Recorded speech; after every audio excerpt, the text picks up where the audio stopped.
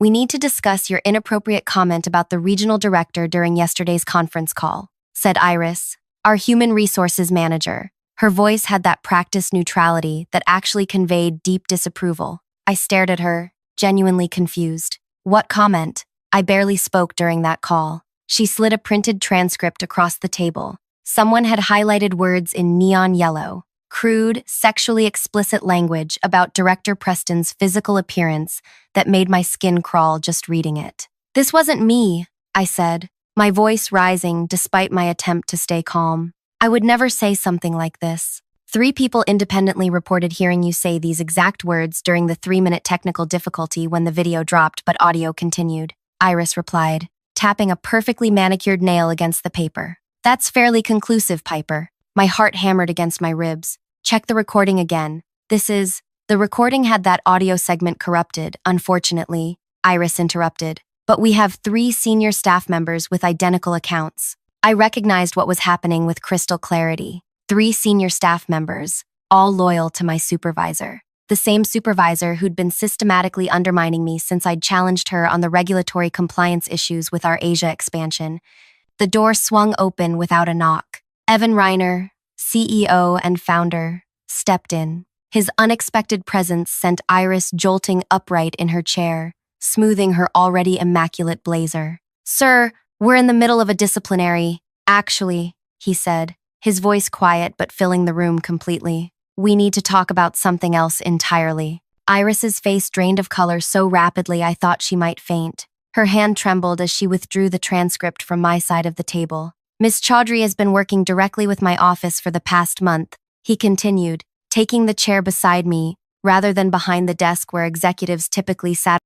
On my explicit instructions, I kept my expression neutral, though inside my mind raced. I had done no such thing. I'm not sure I understand, Iris said, her voice barely audible. You will, he replied, then turned to me. Piper, would you mind waiting outside for a moment? As I stood to leave, he added, and please call Lane in legal. Tell him it's time for what we discussed. I stepped into the hallway, the door clicking shut behind me. Through the frosted glass, I could see their silhouettes. Evan leaning forward, Iris shrinking back in her chair. Whatever was happening, it certainly wasn't what I'd expected when I'd received the ominous HR summons this morning. My hands shook as I pulled out my phone. I had no idea who Lane was, or what call I was supposed to make. But something extraordinary was unfolding. And somehow, impossibly, the CEO was intervening on my behalf. Wait, were you as surprised as I was by that unexpected entrance? If you're enjoying this story of workplace revenge, take a second to hit like and subscribe.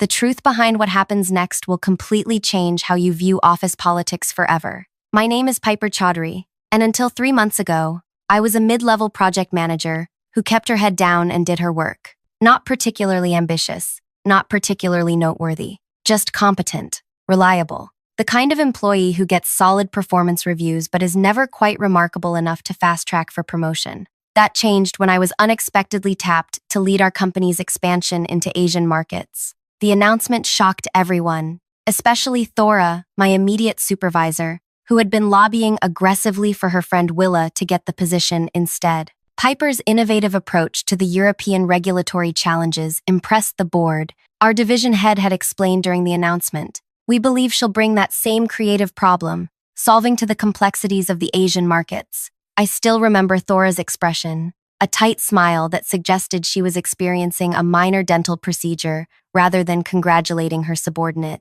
Innovative wasn't the word she used later when she cornered me in the break room. Listen carefully, she said, stirring her tea with unnecessary vigor. You've been with us, what, 6 years? I've invested 15 years in this company. This project is too important for experiments with unproven talent. I understand your concerns, I said, trying to sound confident despite the knot forming in my stomach. But I've already started research on the regulatory landscape. And I think, research, she echoed with a dismissive laugh. Darling, business in Asia isn't about researching regulations. It's about relationships. Relationships that Willa and I have cultivated for years while you were managing supply chains in Detroit. That conversation set the tone for what followed. Every meeting became a minefield, every email a potential trap. Thora's tight circle of allies, including Willa, Devon, and Kenzie, closed ranks, excluding me from crucial conversations and withholding information I needed to do my job. Despite this, I threw myself into learning everything about the markets we were targeting. I spent nights researching regulatory requirements, consumer preferences, and competitive landscapes. And what I discovered alarmed me deeply. Our product line, a revolutionary type of flame-retardant building material, would fail crucial safety regulations in 3 major Asian countries. The modifications required would delay our launch by 8 months minimum and require significant redesign. When I brought these findings to Thora with carefully prepared documentation, she dismissed them immediately. "Those regulations are flexible," she said, barely glancing at my research. "Continue as planned." Something in her casual dismissal triggered warning bells. This wasn't about office politics anymore. It was about potentially dangerous products entering markets where they wouldn't meet safety standards. I tried a different approach, scheduling a private meeting with Devon, Thora's second-in-command, hoping he might see reason. "Look," he said, lowering his voice in the conference room. "Everyone knows those requirements are just starting points for negotiation. We have local partners who handle these things. But the lab tests clearly show our materials would fail inspection." I insisted. Devon's expression hardened. "Piper, some friendly advice? Know when to follow directions. Thora has connections you couldn't imagine. Don't make yourself a problem she needs to solve." That night, I found a note tucked under my windshield wiper in the parking garage.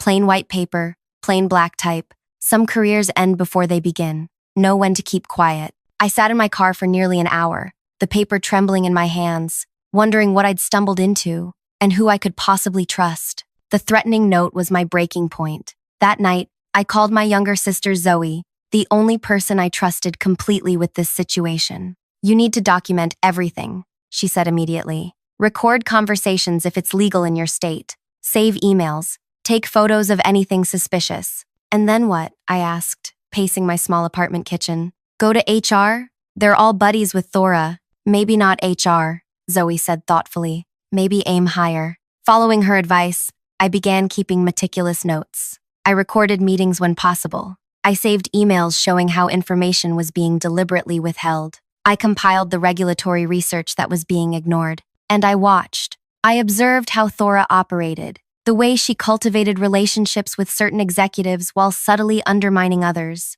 the way information flowed in her circle, always controlled, always serving her narrative. 2 weeks after finding the note, came the conference call that would change everything. Our regional director, Preston, had flown in from Singapore specifically to discuss timeline concerns with the expansion. 20 of us gathered in the main conference room, with another dozen joining virtually. Thora controlled the presentation with her usual polished confidence, clicking through slides that painted a picture of perfect progress. "And now," she said, "Piper will update us on the regulatory approval process." My stomach tightened as she smiled at me, gesturing toward the screen. This was the first I'd heard about presenting anything. She had deliberately blindsided me. I stood keenly aware of every eye in the room.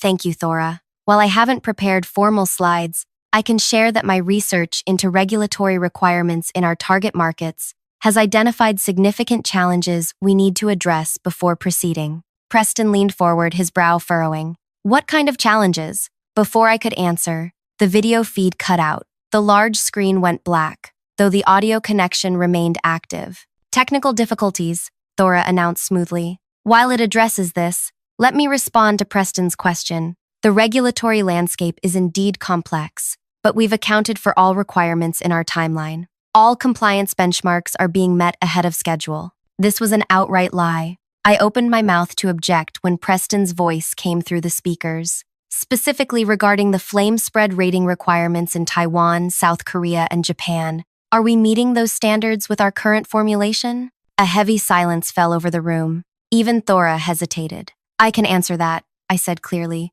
"Our current product formulation does not meet those standards. The test results I've received indicate we would need significant modifications to—" "I'm sorry," Thora interrupted, her voice sharp despite her smile. "Piper is mistaken. The results she's referring to were preliminary and have since been superseded by more comprehensive testing. Everything is proceeding as planned." The video feed suddenly returned. Preston's face appeared on screen, looking unconvinced. "I'd like to see both sets of test results," he said. "Of course," Thora replied smoothly. "We'll send everything over today." When the call ended, Thora cornered me by the water cooler, her voice low but intense. What exactly do you think you're doing? My job, I replied, matching her quiet tone. Those test results haven't been superseded, and you know it. Something flickered in her eyes. Not anger, but calculation. Piper, you're new to this level of business. Sometimes optimistic projections are necessary to maintain momentum. The details get sorted along the way. These aren't details. They're safety regulations that exist for a reason. She placed a hand on my arm, her grip surprisingly strong. You need to decide whether you want to be part of this team's success. Not everyone is cut out for leadership. That night, my partner Andy found me surrounded by printouts at our dining table, frantically searching for anything I might have missed. You look terrible, she said, setting down her bag. When did you last eat? I shrugged, pushing hair from my face. I think they're going to fire me. Andy pulled up a chair. Then let them. Find somewhere that values your integrity. It's not that simple, I said, showing her the email I'd just received, a calendar invitation for a meeting with HR the following week. Subject line, performance concerns.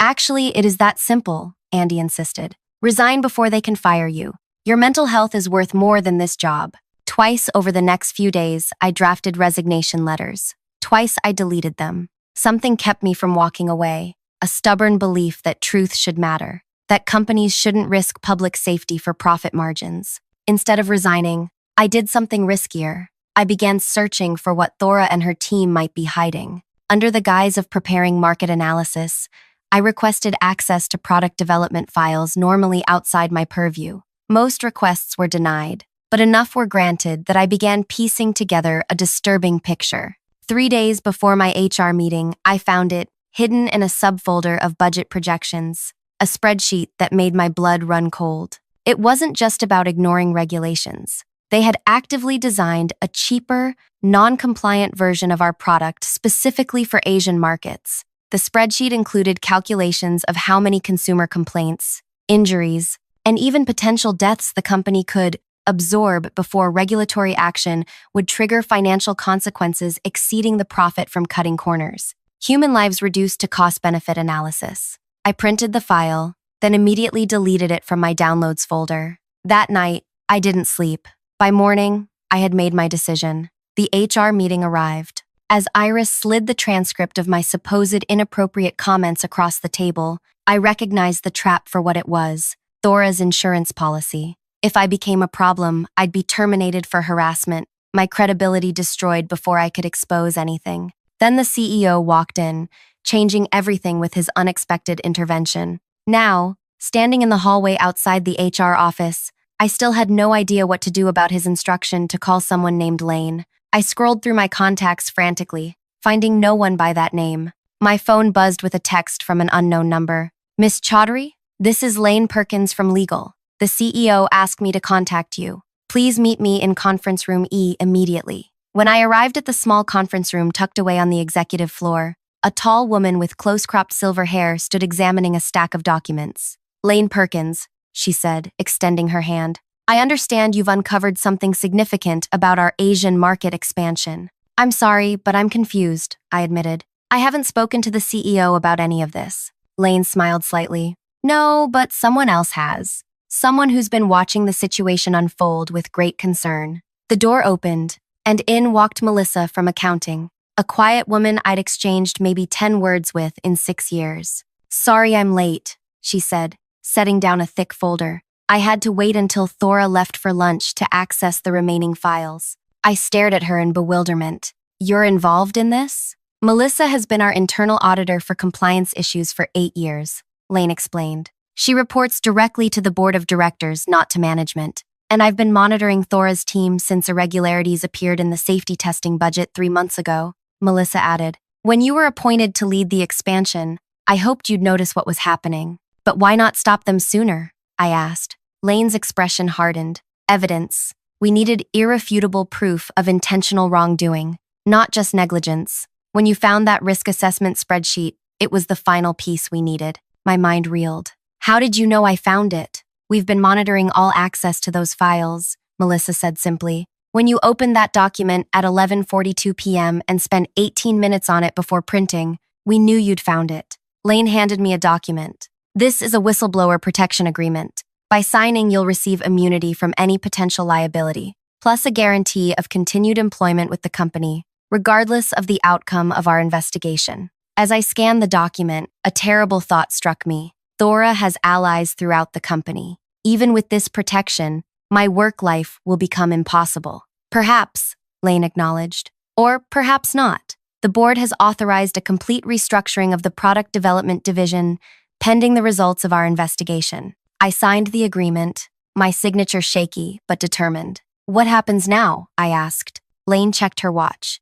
Right now, Thora is being informed that her team's presentation to the board this afternoon has been moved up by 30 minutes. She won't have time to properly prepare, and I assume I'll be called in to contradict her claims? Melissa and Lane exchanged glances. Actually, Lane said, we had something different in mind, something that will leave no room for denial or escape. As she outlined their plan, a mixture of dread and vindication washed over me. The trap had been meticulously designed, but not for me as I'd feared. For Thora, the question was, would it work, or would her network of influence once again shield her from consequences? 3 hours later, I stood in the back of the boardroom, watching Thora confidently stride to the podium, unaware that everything was about to change. Thora glided to the front of the boardroom with the easy confidence of someone who'd navigated corporate politics for 15 years. Her cream suit was impeccable, her presentation materials arranged with military precision on the gleaming table. Thank you all for accommodating the schedule change, she said, smiling at the 12 board members seated around the massive table. I know everyone's time is valuable. From my position against the back wall, I watched as she connected her laptop to the projector with practiced ease. I felt almost sorry for her. Almost. Before we begin, interrupted Graham, the board chairman, I'd like to note some additional attendees joining us today.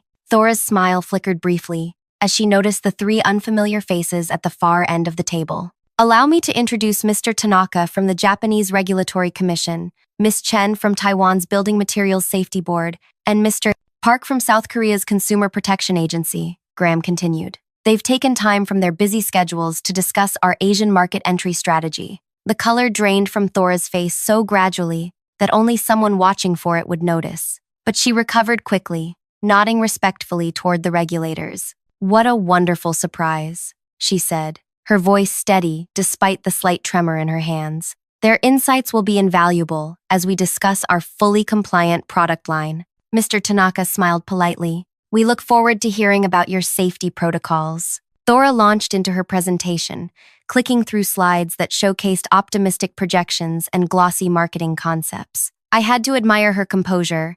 Even knowing what we knew, she projected absolute certainty. As you can see, she said, gesturing to a graph of ascending revenue lines, our projections indicate a 30% market penetration within 18 months, with minimal adaptation costs. Excuse me, miss, Chen interrupted, adjusting her glasses. These projections assume immediate regulatory approval in all target markets. What's your timeline for completing the required safety certifications? A bead of sweat formed at Thora's temple. We anticipate expedited approvals based on our existing certifications in North American markets. Interesting, Mr. Park commented, considering the significant differences between North American and Asian flame retardant standards. The room temperature seemed to drop 10 degrees. Thora's gaze flicked to Devon and Willa, seated in the front row, then back to her slides. Perhaps I should skip ahead to our compliance strategy, she said, clicking forward several slides. As you can see, we've developed a comprehensive approach to meeting all regulatory requirements.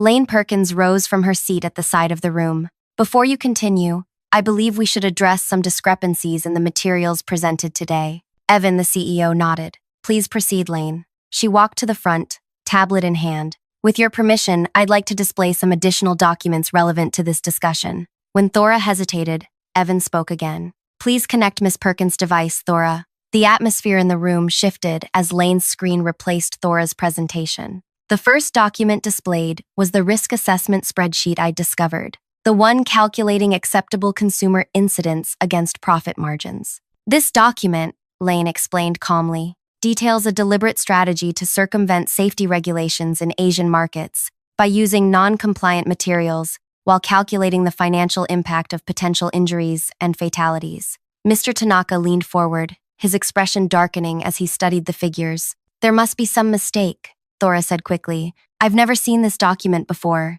Lane swiped to the next screen, an email chain with Thora's name clearly visible in the sender field, discussing how to manage test results that didn't meet requirements. This can't be authentic, Thora insisted, her voice rising slightly. Someone has clearly manipulated these emails. The metadata and server logs confirm their authenticity, Lane replied, as do the sworn statements from 3 members of your team who have come forward in exchange for immunity. At this, Thora's head snapped toward Devon and Willa. Devon stared at the table, refusing to meet her eyes. Willa looked back defiantly, and I suddenly understood who had blown the whistle first. Additionally, Lane continued, displaying a new document, we have confirmation that the inappropriate comments attributed to Piper Chaudhry were fabricated as part of an effort to discredit her after she raised safety concerns. All eyes turned to me briefly. I kept my expression neutral, though my heart pounded so loudly I was certain everyone could hear it. For the next 40 minutes, Lane methodically presented evidence of systematic fraud,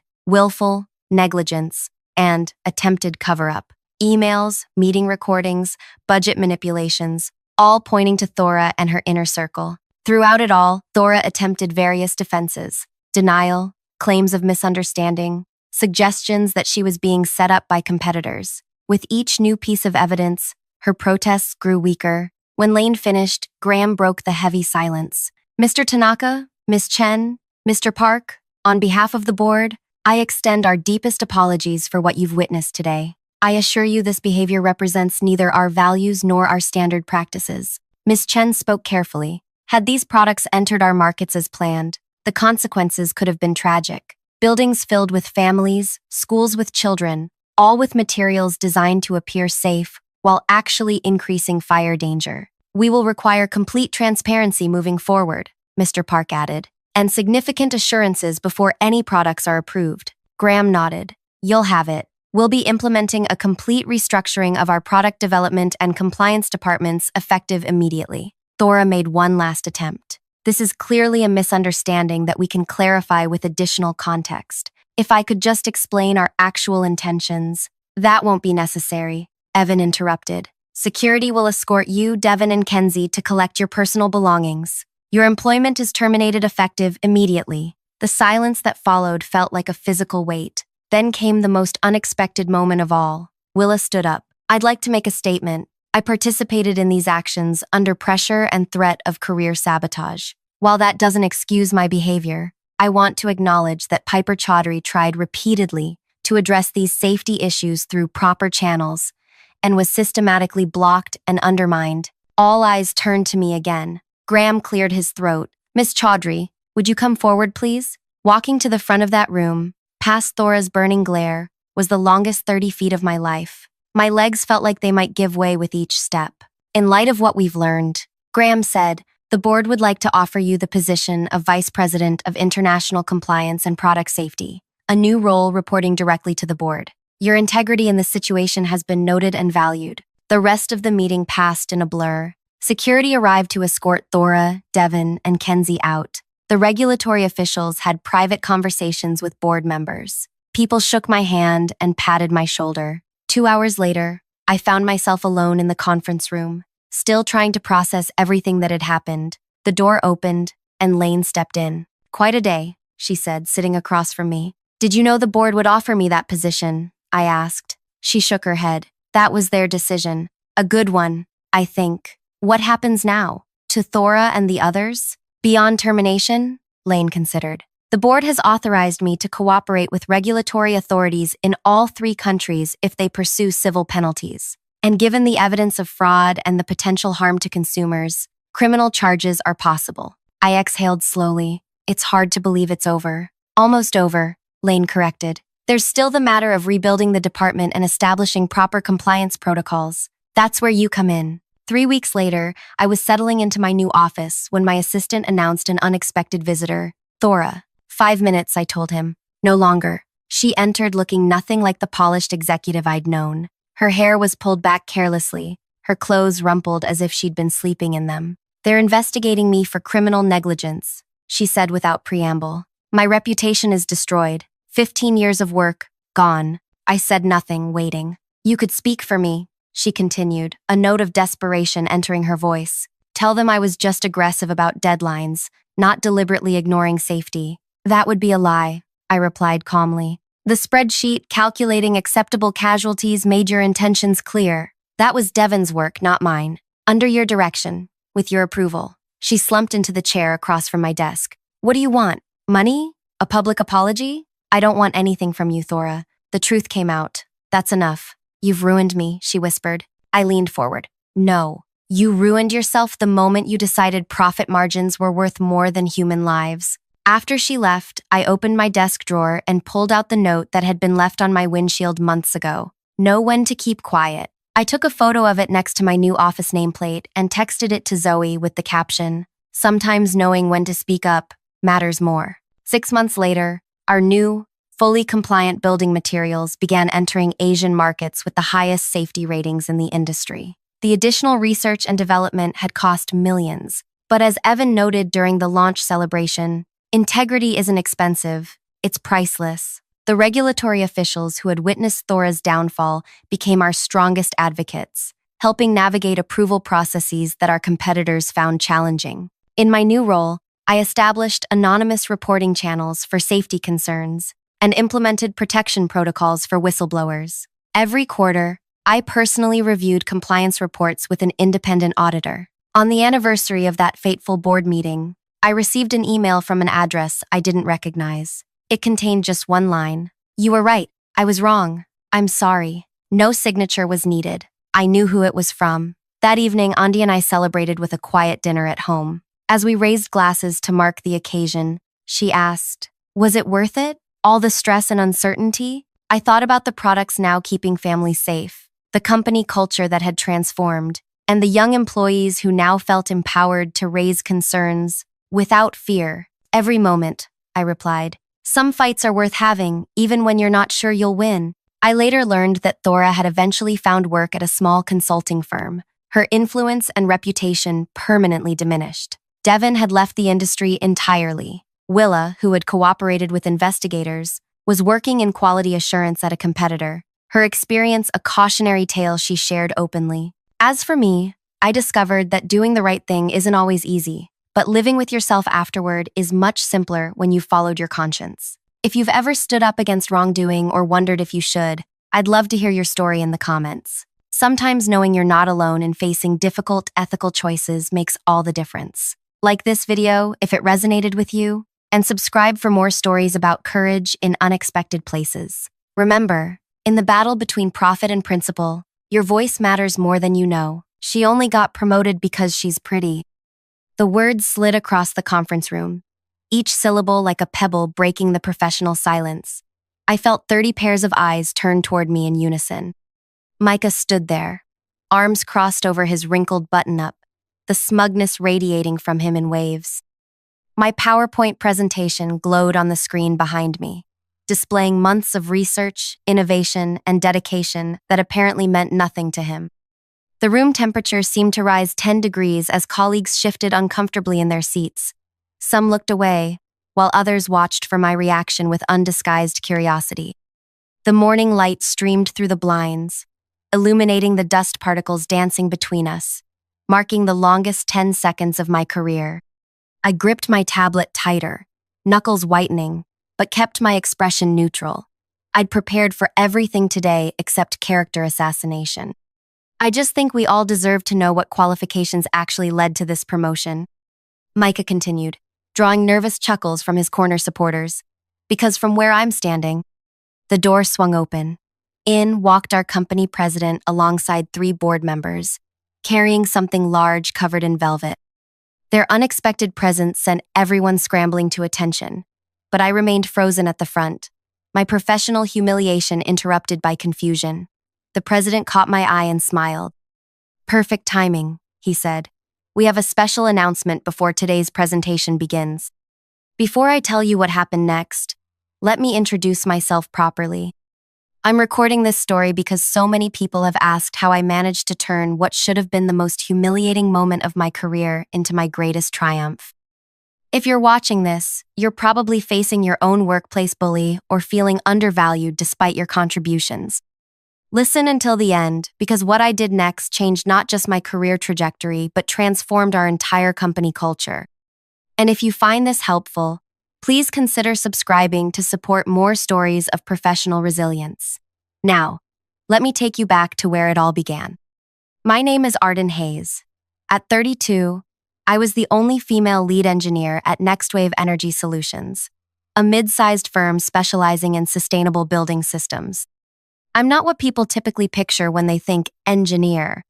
I'm 5'3" with naturally curly auburn hair that refuses to be tamed and a wardrobe consisting mainly of vintage dresses paired with practical boots. I speak 4 languages, collect antique calculators, and spend most Saturdays volunteering at a STEM program for girls. What most of my colleagues didn't know was that I grew up in a trailer park in rural Pennsylvania with a single mother who worked 3 jobs to put me through school. My childhood bedroom doubled as our dining room, and my desk was a repurposed ironing board. I earned my engineering scholarship by building a solar-powered water filtration system from discarded electronics I'd gathered from neighborhood trash. That morning, before Micah's public attack, I'd arrived at 5:30 a.m. as usual, 2 hours before anyone else. I'd developed this habit during my 3 years at NextWave. Early mornings alone in the office gave me space to think without interruption. The janitor, Irving, always saved his vacuuming of the engineering department for last, knowing I preferred the quiet. "Big day today, Miss Arden?" he asked, emptying my trash bin. "Quarterly review and my first presentation as team lead," I replied, triple-checking my slides. Irving nodded. "About time they recognized your work. That cooling system you designed is something special." Irving knew more about my projects than most of my teammates. He'd often find me working late, testing prototypes after hours when the lab was empty. He'd bring me coffee and ask questions that sometimes led to unexpected breakthroughs. Unlike my colleagues, Irving really saw me, working. My journey at NextWave hadn't been easy. I started in a junior position despite having the same qualifications as my male counterparts who began at mid-level. Rather than complain, I decided to prove myself through results. While others networked at company happy hours or played politics, I developed a revolutionary cooling system that could reduce energy consumption in industrial buildings by nearly 40%. For 18 months, I worked on this project in addition to my regular assignments. Early mornings, late nights, weekends, I poured everything into it. I studied emerging materials, consulted with professors from my alma mater, and built 7 different prototypes before finding the perfect design. I tested it repeatedly, documenting every failure and success. When the final prototype exceeded even my expectations, I quietly submitted it to senior management with a comprehensive business implementation plan. 3 weeks later, I was promoted to team lead. The position Micah had assumed would be his. Micah Donovan had been at NextWave for 5 years. Tall, conventionally attractive, and from a wealthy family with connections throughout the industry, he'd always been fast-tracked. We'd started in the same department, but he quickly moved up while I remained in my entry-level role. He had an impressive education and spoke with the confidence that comes from never having been questioned. Clients liked him, management trusted him, and he knew it. When my promotion was announced, the shock on his face was momentary but unmistakable. He congratulated me with a tight smile that didn't reach his eyes. "Well deserved," he said, though his tone suggested otherwise. The weeks following my promotion were filled with subtle undermining. He'd question my decisions in meetings, interrupt my explanations, and helpfully correct me on technical points I hadn't actually gotten wrong. He'd schedule team lunches when I had standing appointments with clients. Projects I'd previously led were suddenly collaborative efforts requiring his oversight. I documented everything but kept my head down, focusing on excellence rather than office politics. I made allies by recognizing my team members' contributions and giving them opportunities to showcase their talents.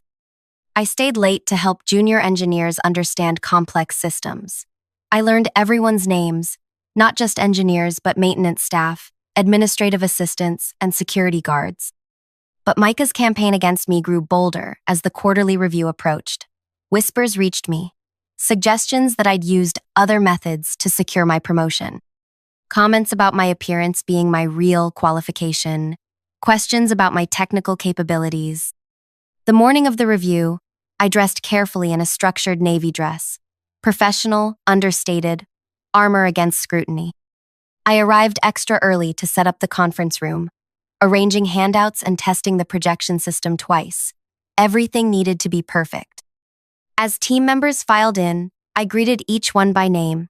Most returned my smile, though some, Micah's closer allies, barely acknowledged me. Micah arrived last, making an entrance in an expensive suit, flanked by two junior engineers who laughed at whatever he was saying. I began the meeting with a brief overview of our quarterly achievements.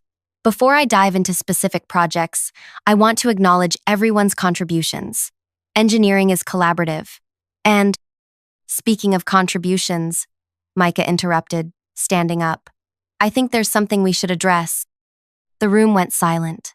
I paused, giving him space to continue, curious where this was going, though I had my suspicions. There's been some confusion about the recent leadership changes, he said, looking around the room rather than at me. And I think transparency is important in a technical field like ours. He finally turned to me, his expression a mix of concern and condescension. Arden, you're well liked here. You have a great personality. You bring a certain aesthetic quality to the department. Several people shifted uncomfortably. I remained still, expression neutral. But some of us are wondering about the technical justification for your promotion. What specific innovations or revenue-generating projects have you led? Because from our perspective, it seems like certain non-engineering qualities were given priority. That's when he said it. She only got promoted because she's pretty. The words hung in the air between us as my colleagues' reactions ranged from embarrassed glances to subtle nods. 3 years of work, countless overtime hours, the cooling system that I'd poured my heart and mind into, all reduced to my appearance. And then the door opened, and the company president walked in. The velvet cloth covered something large and frame-like. As the president approached the front of the room, everyone fell silent. Even Micah returned to his seat, though his expression remained defiant. I apologize for interrupting, President Eliana Valdez said, but we received some news this morning that couldn't wait. Her eyes found mine. Arden, would you join me up front? Confused, I moved to stand beside her as she addressed the room. 3 months ago, Arden submitted a revolutionary cooling system design to our RD department. We were so impressed that we fast-tracked testing and submitted it to the National Sustainable Engineering Innovation Awards without informing Arden, as we wanted to surprise her if it placed. My heart began racing as I realized what was happening. Not only did it place, President Valdez continued, Arden's design won first prize among over 300 submissions from companies across the country. She nodded to the board members, who removed the velvet cloth to reveal an oversized check for $250,000 and a crystal trophy engraved with my name. This is the highest honor in our industry for sustainable innovation, the president explained. The judging panel, composed of leading engineers and climate scientists, was unanimous in their decision. Arden's cooling system design will revolutionize energy consumption in commercial buildings, with projected savings of 38% compared to current systems. She turned to me, genuine admiration in her eyes. This is why you were promoted, Arden. And this is why, effective immediately, we're creating a new position for you, Vice President of Sustainable Innovation. Shock rippled through the room. Micah's face drained of color as whispers erupted among my colleagues. Additionally, the president continued, 3 major manufacturers have already approached us about licensing agreements. The patent is approved, with Arden named as primary inventor, and the licensing deals are projected to bring in over $12 million in the first year alone. She handed me the trophy and check, then shook my hand as camera flashes went off. The company photographer had slipped in to document the moment. Would you like to say a few words? She asked. I stepped forward, acutely aware of every eye in the room, particularly Micah's stunned gaze. This was my moment, my opportunity for vindication after his public humiliation attempt. I could destroy him with a few well-chosen words, highlighting his ignorance about a project that had been developing right under his nose. Instead, I took a deep breath and smiled. Thank you for this incredible honor. This innovation didn't happen overnight. It required hundreds of hours of research, testing, and refinement. While I'm deeply grateful for this recognition, what matters most to me is the impact this technology will have on energy consumption and sustainability.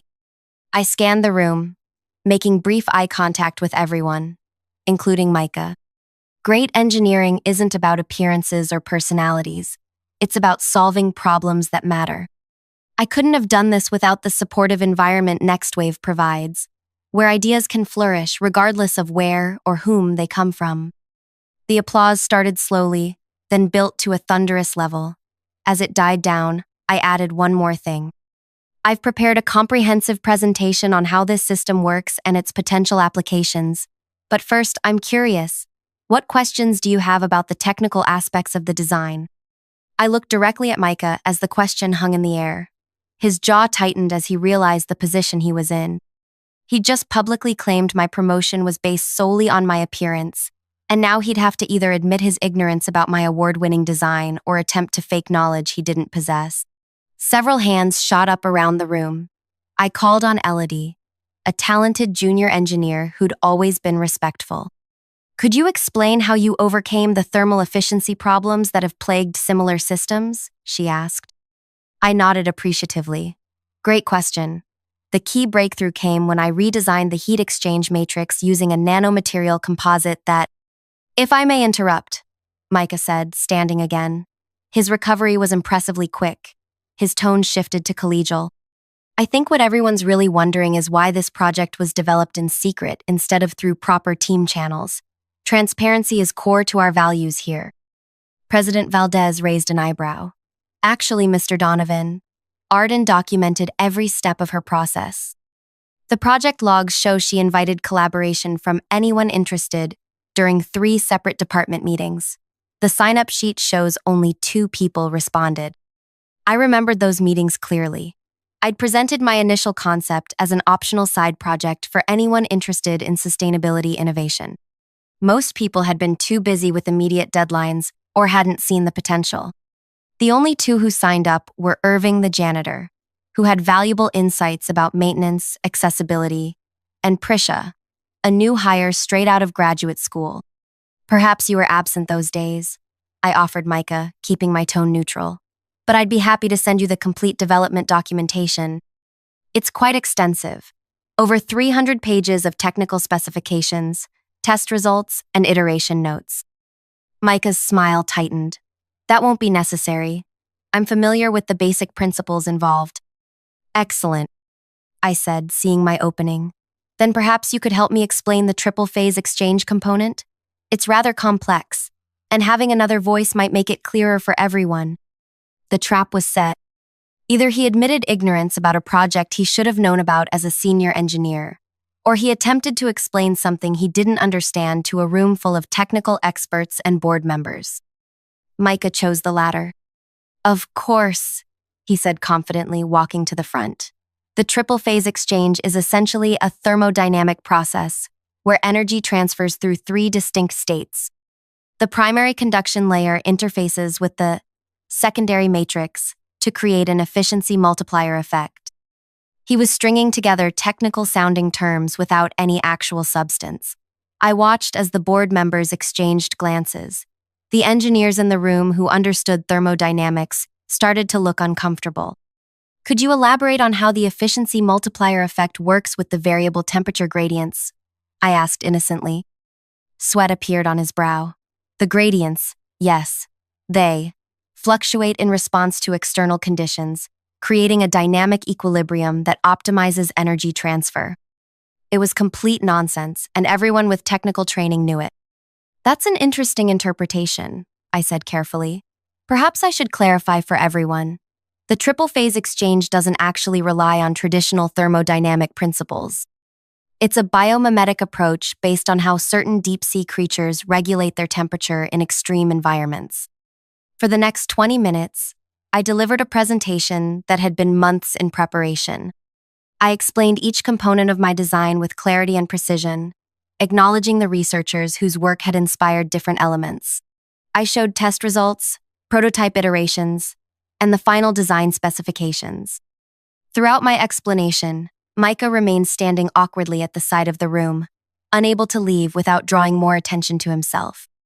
When I finished, the questions came rapidly from excited colleagues. Genuine technical inquiries that showed they now saw me as an innovation leader rather than just the pretty one. Micah slipped back to his seat, phone in hand, suddenly intensely interested in his screen. The meeting concluded with President Valdez announcing a company-wide celebration for the following week and asking me to prepare a more detailed presentation for our major clients. As everyone filed out, offering congratulations, Micah approached me. His public persona was intact, smiling, hand extended. Congratulations, Arden. Quite the achievement. His voice was pleasant, but his eyes were cold. Though, I wonder if you've considered the implementation challenges in actual buildings. Theory and practice are very different. Before I could respond, President Valdez joined us. Actually, Micah, that's our next step. I'm creating a pilot implementation team, and I'd like you to be part of it. Under Arden's leadership, of course. Your practical experience will complement her innovation nicely. His expression froze for a millisecond before recovering. I'd be delighted. Excellent, President Valdez said. Arden, please send me your recommendations for the rest of the team by tomorrow. I've allocated a separate budget for this initiative. After she walked away, Micah's facade dropped slightly. This isn't over, he murmured, low enough that only I could hear. One lucky break doesn't make you qualified to lead. I held his gaze steadily. You're right, Micah. Luck had nothing to do with it. The following weeks were a masterclass in passive aggression from Micah. As part of my implementation team, he attended every meeting but contributed minimally. He sent emails questioning my decisions, always copying senior management. He scheduled conflicting meetings accidentally and arrived late to critical client presentations. Meanwhile, I was adjusting to my new role as vice president. I had a new office, an assistant named Kit, and substantially more responsibility. The media caught wind of our innovation, and I found myself giving interviews to engineering publications and sustainability blogs. My calendar filled with speaking engagements and consultation requests. I maintained meticulous documentation of everything, every decision, every communication, every milestone. When Micah suggested changes that would compromise the system's efficiency, I recorded my technical reasons for declining them. When he missed deadlines, I noted it without comment. I remained unfailingly professional, never giving him ammunition to paint me as emotional or difficult. President Valdez became my mentor, meeting with me weekly to help navigate my transition to executive leadership. During one such meeting, 6 weeks after the award announcement, she brought up Micah. How's he adapting to the new team structure? She asked. He's struggling with the adjustment, I replied diplomatically. He has valuable expertise, but collaboration seems challenging for him. She nodded thoughtfully. His quarterly performance metrics have declined significantly. Several team members have requested transfers away from his projects. She studied me carefully. You haven't filed any complaints about his behavior. I'm focused on results, not personalities, I said. Admirable, but if he's obstructing progress, that's a performance issue. She tapped her pen against her notepad. The Boston office has requested an experienced manager for their new initiative. It could be a lateral move for him. Same title, different location. The implication was clear. This was an opportunity to remove Micah from my team without overtly punishing him. Part of me wanted him gone, but another part recognized this wouldn't solve the underlying problem. May I suggest an alternative? I asked. Micah has exceptional client relationship skills and technical knowledge, even if his innovation record is limited. What he lacks is perspective on how his behavior impacts others. I outlined a different approach, one that would either transform Micah into a valuable team member or give him enough rope to hang himself professionally. President Valdez listened intently, occasionally making notes. It's unconventional, she said when I finished, and potentially risky. Are you sure this is how you want to proceed? I believe in giving people chances to grow, I said, even those who haven't extended me the same courtesy. She studied me for a long moment. Very well. We'll try it your way first. But I want weekly updates, and if it doesn't show results within 2 months, we revisit the Boston option. I agreed, and Operation Perspective began the next day. You want me to what? Micah stared at me across my new office, disbelief evident in his expression. Lead our community engagement initiative, I repeated calmly. We're partnering with 5 local high schools to develop STEM programs focused on sustainable engineering. You'll oversee the curriculum development and mentor training. That's not my area of expertise, he protested. Surely there's someone better suited. Your personnel file indicates you listed mentorship and education outreach as professional interests on your last 3 evaluations, I said, sliding the printed form across my desk. This is an opportunity to develop those skills while raising our company profile with the next generation of engineers. His own words trapped him. He'd included those buzzwords to appear well-rounded in performance reviews, never expecting to be held accountable for them. The program launches in 3 weeks, I continued. You'll work primarily with students from underfunded schools in the East District. President Valdez sees this as a priority for our community standing, and the board has allocated substantial resources. Micah shifted uncomfortably. My current projects will be redistributed appropriately, I finished for him. This is your primary assignment for the next quarter. Your performance bonus will be tied to measurable outcomes from the program. And if I decline? His voice had an edge now. I maintained eye contact. That would be disappointing, both to me and to President Valdez, who personally approved this assignment. The memo went out company-wide this morning announcing your leadership role. He was cornered, and he knew it. Refusing a high-visibility assignment championed by the president would be career suicide, especially with his recent performance issues. Fine, he said finally. Send me the details. Better yet, I replied. Your first meeting is in 30 minutes. The school principals and science teachers are gathering in Conference Room C to discuss their needs and expectations. I'll introduce you, and then it's your show. The color drained from his face. Today, I'm not prepared. Leadership often requires adapting quickly to new challenges, I said, echoing words he'd once used against me during my first presentation to clients. I'm confident you'll rise to the occasion. As predicted, the first meeting was a disaster. Micah arrived with his usual confidence, but quickly floundered when faced with educators who asked specific questions about curriculum development, teaching methodologies, and student engagement strategies, none of which he knew anything about. He made vague promises and tried to charm his way through, but the teachers saw through his lack of preparation immediately. I observed silently from the back of the room, taking notes.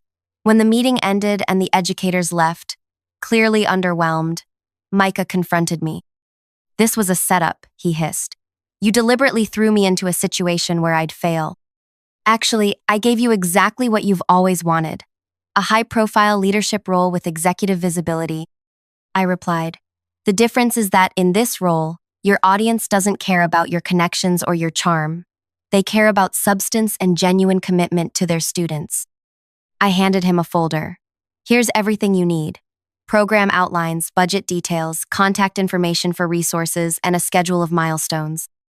You have 3 weeks to turn this around and deliver a program these schools deserve. Why are you doing this? He asked, genuine confusion breaking through his anger. Because those students deserve excellence, regardless of your feelings about me, I said. And because you're capable of more than you've shown lately.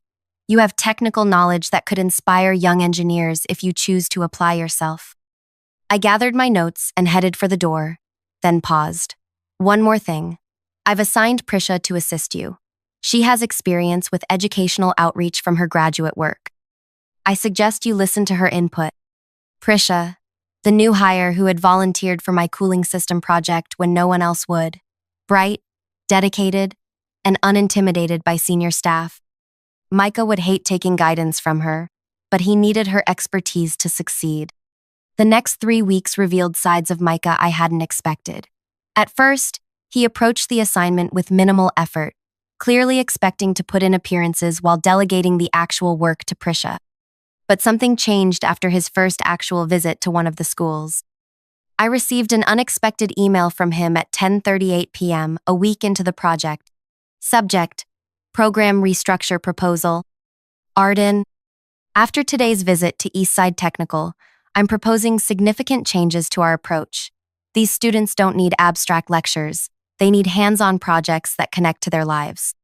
Attached is a revised curriculum focusing on practical applications of engineering principles to community challenges they've identified. I'll need additional materials budget and 2 more engineer volunteers for the workshop components. Prisha has agreed to lead the renewable energy module if approved. Let me know your thoughts. Micah. The attached proposal was surprisingly thoughtful, with detailed lesson plans and clear learning objectives. I approved the budget increase immediately and volunteered myself for one of the workshop positions. Over the following weeks, Micah transformed. He spent evenings developing custom projects for the students. He recruited additional volunteers from engineering departments across the company. He even used his industry connections, previously leveraged only for his advancement, to arrange field trips to manufacturing facilities and research labs. The program launch exceeded everyone's expectations. Students who had never considered engineering as a possibility were suddenly engaged and excited. Teachers reported increased attendance and participation in science classes. Local news covered the initiative, featuring interviews with Micah and students working on their projects. At the culminating event, a mini innovation fair where students presented their projects to industry professionals, I stood at the back, observing Micah. He moved from presentation to presentation, asking thoughtful questions and offering genuine encouragement. There was none of his usual performative charm, just authentic engagement with the students' ideas. President Valdez joined me, watching the scene. "Your unconventional approach seems to be working," she remarked. "I hardly recognize him." "He needed purpose beyond advancement," I said, "and to experience the impact of genuine contribution." "The board is impressed," she said. "They're considering expanding the program to all our locations next year." She gave me an appraising look. "This was never about revenge, was it?" "Revenge would have been sending him to Boston," I replied honestly. "This was about something more important." After the event, as engineers and teachers mingled over refreshments, Micah approached me. He looked different, tired but energized. His usual polished appearance slightly rumpled from a day of helping students set up their displays. "I owe you an apology," he said without preamble. "Several, actually." I waited, giving him space to continue. "I've been," he searched for words, "threatened by you since you arrived. Your talent, your work ethic, your ability to solve problems I couldn't see. It was easier to dismiss you than to acknowledge that." He glanced around at the students proudly showing off their projects. "These past weeks have been clarifying. I've been so focused on titles and advancement that I forgot why I became an engineer in the first place." I nodded, recognizing the sincerity in his words. These students don't care about office politics or who has the corner office. They just want to learn and create. "Exactly," he said. "Working with them, seeing their excitement when something finally works after multiple failures. It reminded me of when I felt that way." He met my eyes directly. "I was wrong about you, Arden. Your promotion wasn't about appearance or politics. You earned it through innovation and vision I couldn't match." It was the acknowledgement I'd never expected to hear from him. "Thank you," I said simply. "What will you do now?" He looked thoughtful. President Valdez mentioned the possibility of making this educational initiative permanent, with dedicated leadership. "I'd like to be considered for that role if you'd support it." It was my turn to be surprised. "You'd leave the engineering track for education outreach?" "I'd still be engineering," he said. "Just engineering future innovators instead of products." He smiled slightly. "And honestly, I'm better at this than I expected." These students challenge me in ways corporate projects haven't in years. 2 months later, Micah became our first director of educational outreach, leading an expanded program across 12 schools. The initiative received corporate sponsorship from 3 major technology companies, and several of our engineers volunteered as regular mentors. The program was featured in a national education magazine, with Micah and several students on the cover. My cooling system moved into commercial production, with installations beginning in office buildings across the country. The energy savings exceeded even our projections, and new applications emerged in data centers and manufacturing facilities. Irving the janitor received a special innovation contribution award and a significant bonus for his input on the maintenance aspects of my design. He used the money to start college courses in facility management. Prisha was promoted to team lead, the position I'd held before becoming vice president. She brought fresh perspectives and collaborative approaches that energized the department. As for me, my journey was just beginning. The quiet engineer who had once worked in shadows now led a division at the forefront of sustainable technology. I still arrived early each morning, still spent weekends developing new ideas, but now I had a team that shared my vision and valued contribution over competition. The true revenge wasn't humiliating Micah or seeing him fail. It was creating a space where excellence was recognized regardless of gender or appearance. It was watching him grow beyond the limitations of his own biases. It was transforming our company culture through quiet persistence rather than combat. Sometimes the most powerful response to underestimation isn't proving others wrong, it's proving yourself right in ways that elevate everyone around you. If my story resonated with you, please take a moment to like this video and subscribe to the channel. Your engagement helps us share more stories of professional resilience and workplace transformation. In the comments, I'd love to hear about your experiences with workplace underestimation and how you responded. What strategies have worked for you in gaining recognition for your contributions? Remember, sometimes the quietest voices carry the most powerful ideas. Don't let anyone silence yours. She slept her way to the top. My director, Thaddeus, whispered to the circle of potential clients surrounding us. His voice carried just enough to reach my ears as I approached with a tray of drinks, a calculated move on his part. The crystal glasses trembled slightly in my hands as I registered what he'd said. 7 years of working 80-hour weeks, bringing in millions in revenue, creating award-winning strategies that transformed struggling companies into industry giants, all reduced to this vile insinuation. I watched their expressions shift, eyes darting between my face and my body, reassessing everything they knew about me through this new, tainted lens. I stood frozen, my professional accomplishments dissolving into nothing. Then the ballroom doors opened. My husband entered in his formal attire, commanding attention even from those who only recognized him from television. Supreme Court Justice August Reed, the man I'd married before either of us had achieved career success, the relationship I'd kept private to avoid exactly these accusations. Thaddeus's complexion drained instantly. His champagne glass hovered midway to his lips, suspended in shock as realization dawned. I'd never seen terror flash across my director's face before this moment. It was beautiful. Before I tell you what happened next, I want to thank everyone who's been supporting these stories. Many listen without subscribing. If you're enjoying this, please consider subscribing so you don't miss future uploads. The support means everything. Now, let me continue. My name is Eliza Reed, though professionally I've always been Eliza Wilder. At 36, I'd built my reputation as one of the most innovative strategists in corporate consultancy.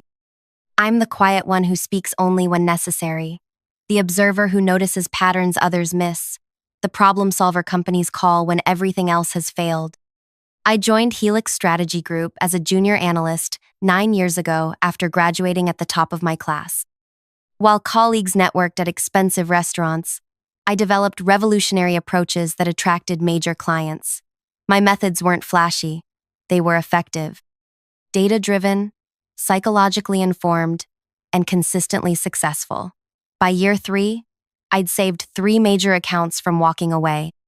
By year 5, I'd brought in 7 new Fortune 500 clients. August and I met during our final year of graduate school. He studied law while I pursued business strategy.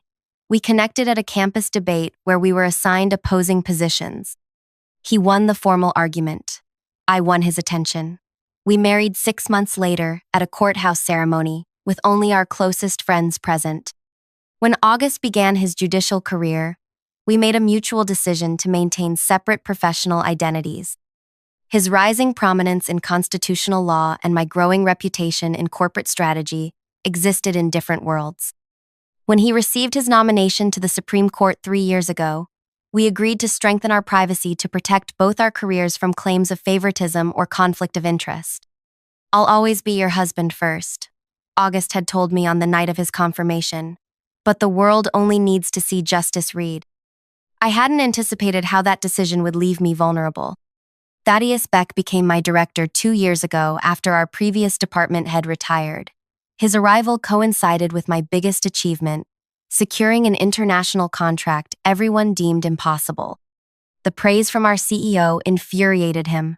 I noticed small changes at first. Being excluded from meetings, my recommendations questioned publicly, clients redirected to other strategists. Then the whispers began. Such a shame how she advanced. I overheard him tell a board member, "Some skills don't appear on resumes." I confronted him privately. "If you have concerns about my performance, address them directly." "Don't be paranoid, Eliza," he replied with a practiced smile. "I value every member of our team equally."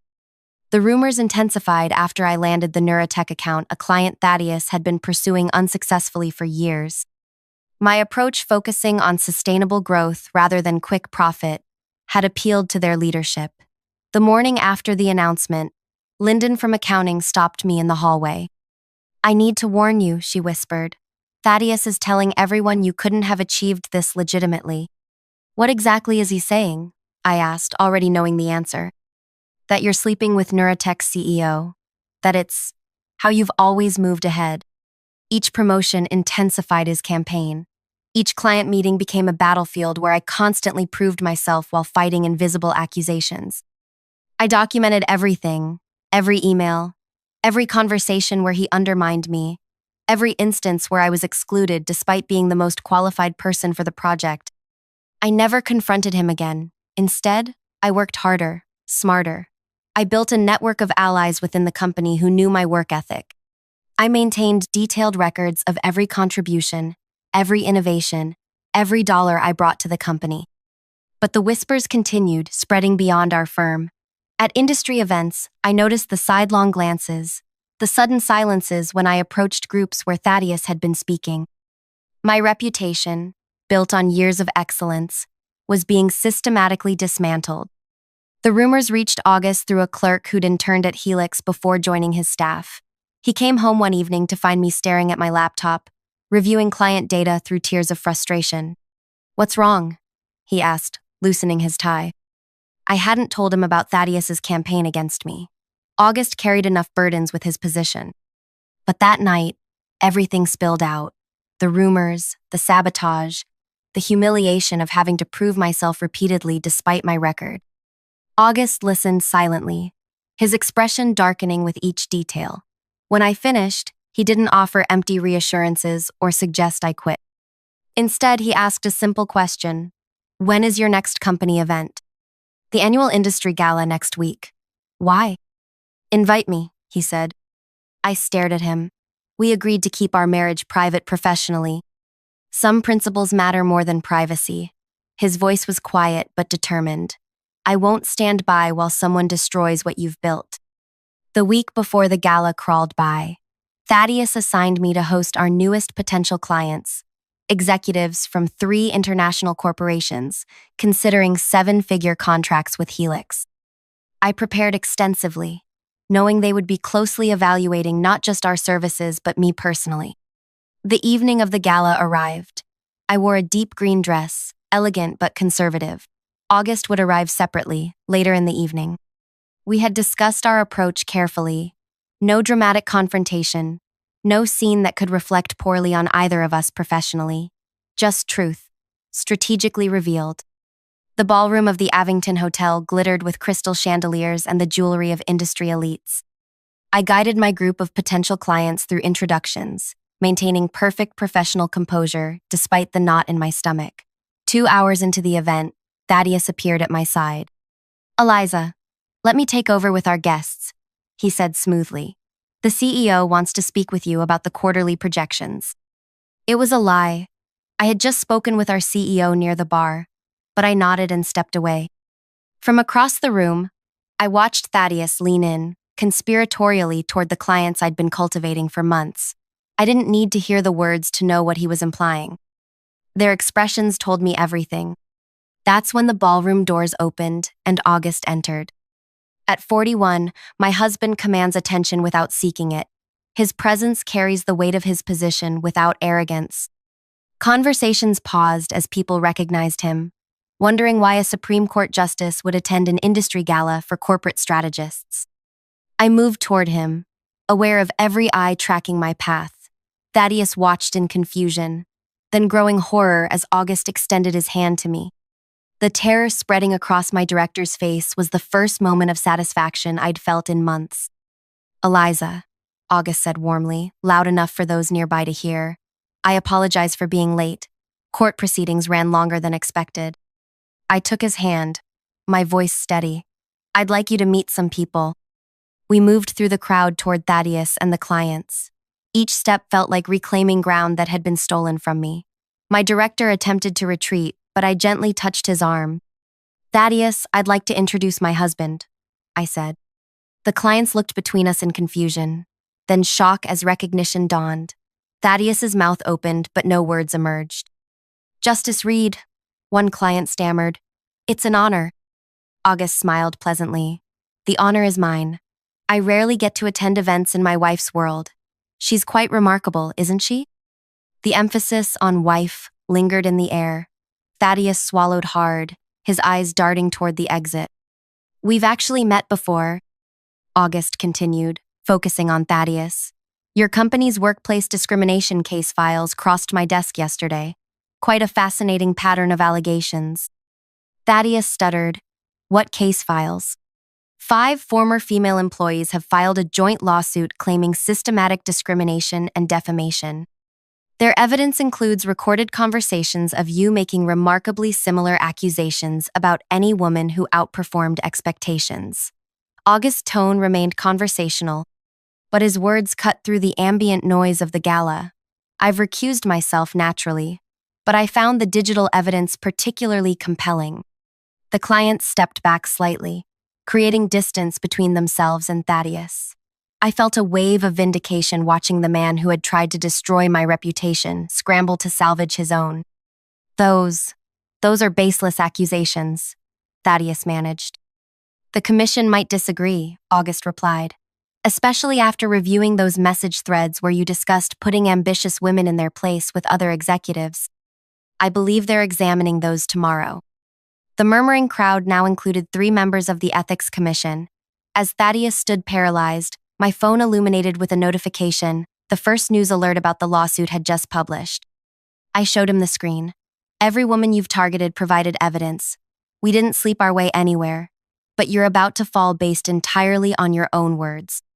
What happened next would change everything about my career, my privacy, and the power dynamics I'd navigated for years. The expression on Thaddeus's face transformed from terror to something far more dangerous. The cornered look of someone with nothing left to lose. "You have no idea what you've done," he whispered, his voice barely audible. "No idea who you're really dealing with." Before I could respond, he turned to the gathering crowd with a smile that sent chills through me. "Ladies and gentlemen," he announced, "since we're sharing secrets tonight, I believe there are a few more you should know about Eliza Wilder. Or should I say, Eliza Reed." The room fell silent as Thaddeus reached into his jacket pocket and pulled out his phone.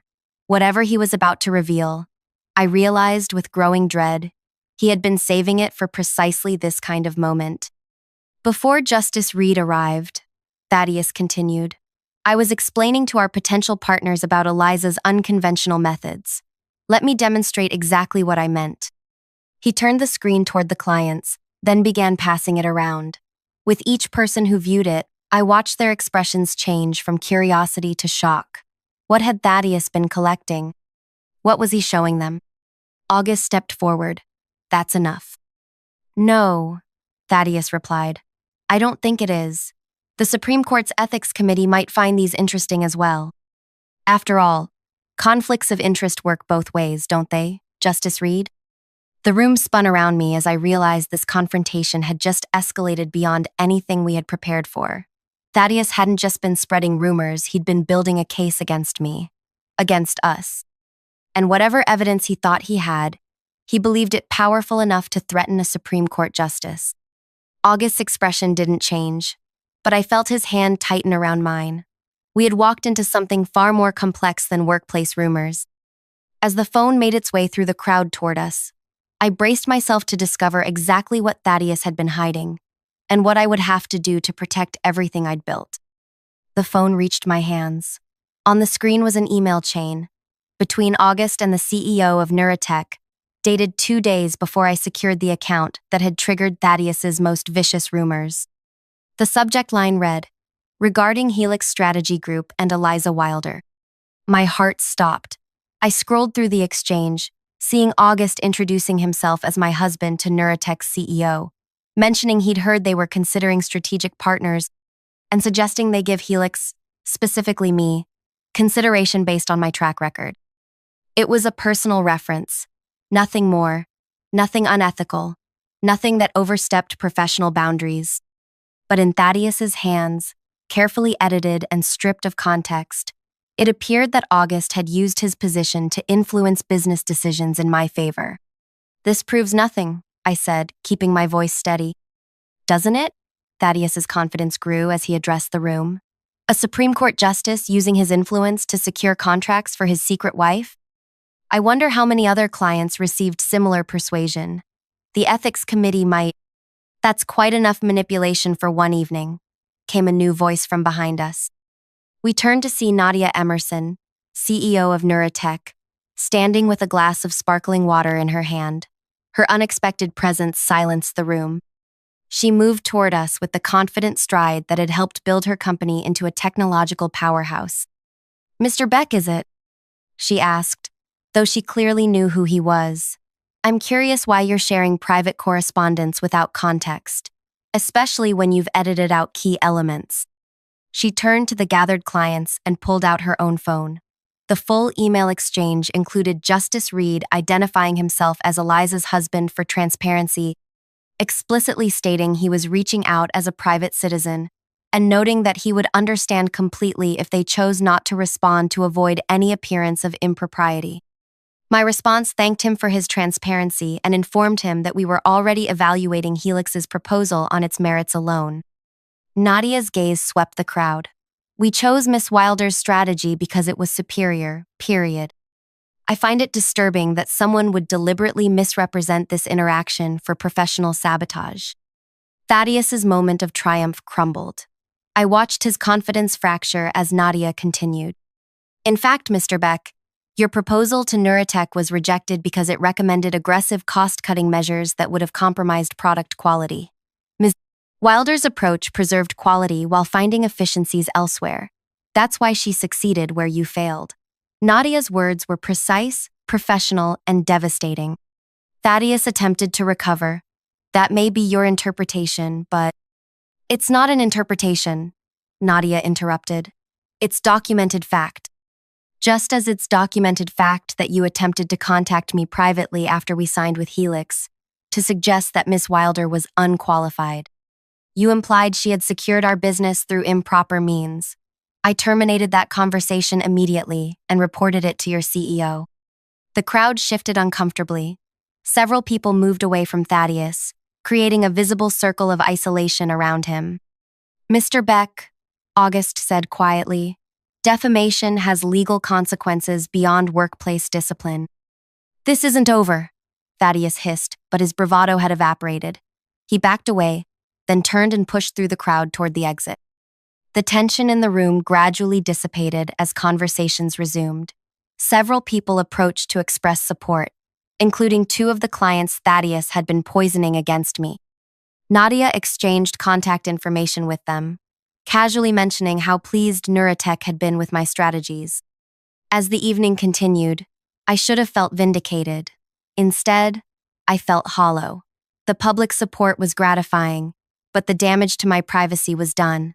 Everyone now knew about my marriage to August. The separation of our professional lives, something we had maintained for important reasons, had been shattered in a single evening. Later that night, as we drove home in silence, August finally spoke. "I'm sorry, Eliza. My suggestion to attend the gala created exactly the situation we've always tried to avoid." "No," I replied, staring out the window at the passing streetlights. "Thaddeus would have escalated his campaign regardless. At least this way, we controlled some of the narrative. What happens now? I turned to look at my husband, this brilliant, principled man who had stood beside me tonight. Now I finish what Thaddeus started. The next morning, I received a message from our CEO requesting an immediate meeting. When I arrived at his office, he wasn't alone. Our chief legal counsel and the head of human resources sat beside him, their expressions grave. Eliza, the CEO began. First, let me apologize for what you've experienced under Thaddeus's leadership. We were unaware of the extent of his behavior until recently. Until the lawsuit, I clarified. The CEO nodded. The 5 former employees filed jointly last week. Their evidence is substantial. We've placed Thaddeus on administrative leave pending investigation. I appreciate that, I said carefully. However, the legal counsel interjected. We need to discuss your situation. Your relationship with Justice Reed creates certain complications. My marriage has never influenced my work, I stated firmly. We're not suggesting it has, the CEO assured me. But perception matters in our industry. Clients might question whether your connection to Justice Reed gives Helix an unfair advantage. I understood the subtext immediately. They weren't firing me, but they were preparing to distance themselves from any controversy. After 9 years of exceptional service, I was becoming a liability. What are you proposing? I asked. A lateral move, the HR director suggested. Same compensation, but in a research position with less client contact until this situation resolves. A demotion disguised as a transfer. After everything Thaddeus had done, I was the one being penalized. I need time to consider my options, I said, rising from my chair. Of course, the CEO replied, relief evident in his voice. Take the week. We value your contributions, Eliza. We just need to manage this situation carefully. I walked out of that office with perfect composure, collected my laptop and a few personal items from my desk, and left the building. In my car, I finally allowed myself a moment of pure, unfiltered rage. Thaddeus had done this, destroyed my privacy, damaged my professional standing, and forced me to choose between retreat and confrontation. That evening, when August returned home, I had spread dozens of documents across our dining table. Financial records, emails, performance reviews, client testimonials, 9 years of my professional life laid bare. What's all this? He asked. Evidence, I replied without looking up. I'm not accepting their offer to hide me away. August studied the papers. You're building a case. I'm taking control of the narrative. I finally met his eyes. Thaddeus didn't just attack me on a personal level. He systematically undermined the achievements of every successful woman at Helix. 5 have already come forward, but there are more. How many more? 11 that I've identified. Women who left the company after encountering similar obstacles. 3 were on partner tracks before Thaddeus arrived. None made it. August sat down beside me. What do you need from me? Nothing, I said honestly. This isn't about using your position. This is about using mine, the connections I've built, the respect I've earned, the strategies I've developed. I'm going to dismantle what Thaddeus created, but I'll do it my way. The next day, I called Nadia Emerson and requested a meeting, not as a consultant, but as someone seeking advice. She invited me to her office that afternoon. You're not planning to sue Helix, she observed after I explained my situation. It wasn't a question. No, I confirmed. Lawsuits drag on for years. They drain resources and attention. And ultimately, they don't change systems. So what are you planning? I'm creating a new system, I said simply. I've identified 11 women who left Helix after experiencing discrimination similar to mine. Each possesses exceptional skills that Helix undervalued. Together, we represent expertise across every aspect of strategic consulting. Nadia's expression shifted from curiosity to interest. You're starting a competing firm. I'm creating an alternative, I corrected. One built on the principle that talent deserves recognition regardless of gender. One where achievement is measured by results, not relationships. That requires capital, Nadia noted, and clients willing to take a chance on a new entity. Yes, I agreed. It does. Nadia studied me for a long moment, then smiled. Neurotech's contract with Helix includes a clause allowing us to follow key personnel if they leave the company. Did you know that? I wrote that clause, I admitted. Standard protection for clients to ensure continuity of service. How convenient. Nadia reached for her tablet and began typing. I'm sending you contact information for 3 other CEOs who have expressed frustration with their current strategic partners. All 3 value innovation over tradition. All 3 would appreciate your approach. By the end of the week, I had secured preliminary commitments from 7 former Helix employees to join my venture. Each brought unique expertise and their own client relationships. Each had a story about Thaddeus or the culture he had fostered. Together, we represented over 50 years of combined experience that Helix had discarded or devalued. I hadn't responded to the CEO's offer of a lateral move. Instead, I prepared my resignation letter, effective immediately. August supported my decision completely, though we both understood the risks of starting a new business. This isn't just about leaving Helix, I told him as I finalized my business plan. It's about creating something better. I know, he replied. That's why you'll succeed. 3 weeks after the gala, I launched Prism Strategies with 9 founding partners, all women who had left Helix under Thaddeus's leadership. We secured office space in a renovated industrial building across town. Our founding principle was simple: excellence recognized and rewarded, regardless of gender or background. News of our launch spread quickly through industry channels. By our 3rd day of operation, we'd received inquiries from 15 potential clients, including 3 who were currently contracted with Helix.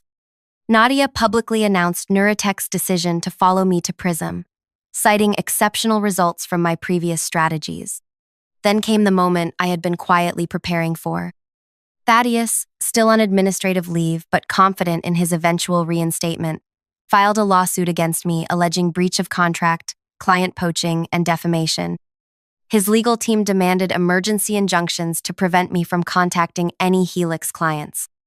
He expected me to fight back through legal channels, a process that would drain Prism's limited resources and distract me from building my new company. He expected fear and retreat. He didn't expect what happened next. I called a press conference, not to defend myself against his accusations, but to announce Prism's Advancement Initiative, a program providing mentorship, resources, and capital to women starting businesses after experiencing workplace discrimination. Our first recipient, Lyndon from accounting, who had warned me about Thaddeus's rumors and subsequently been passed over for promotion 3 times despite outstanding performance reviews.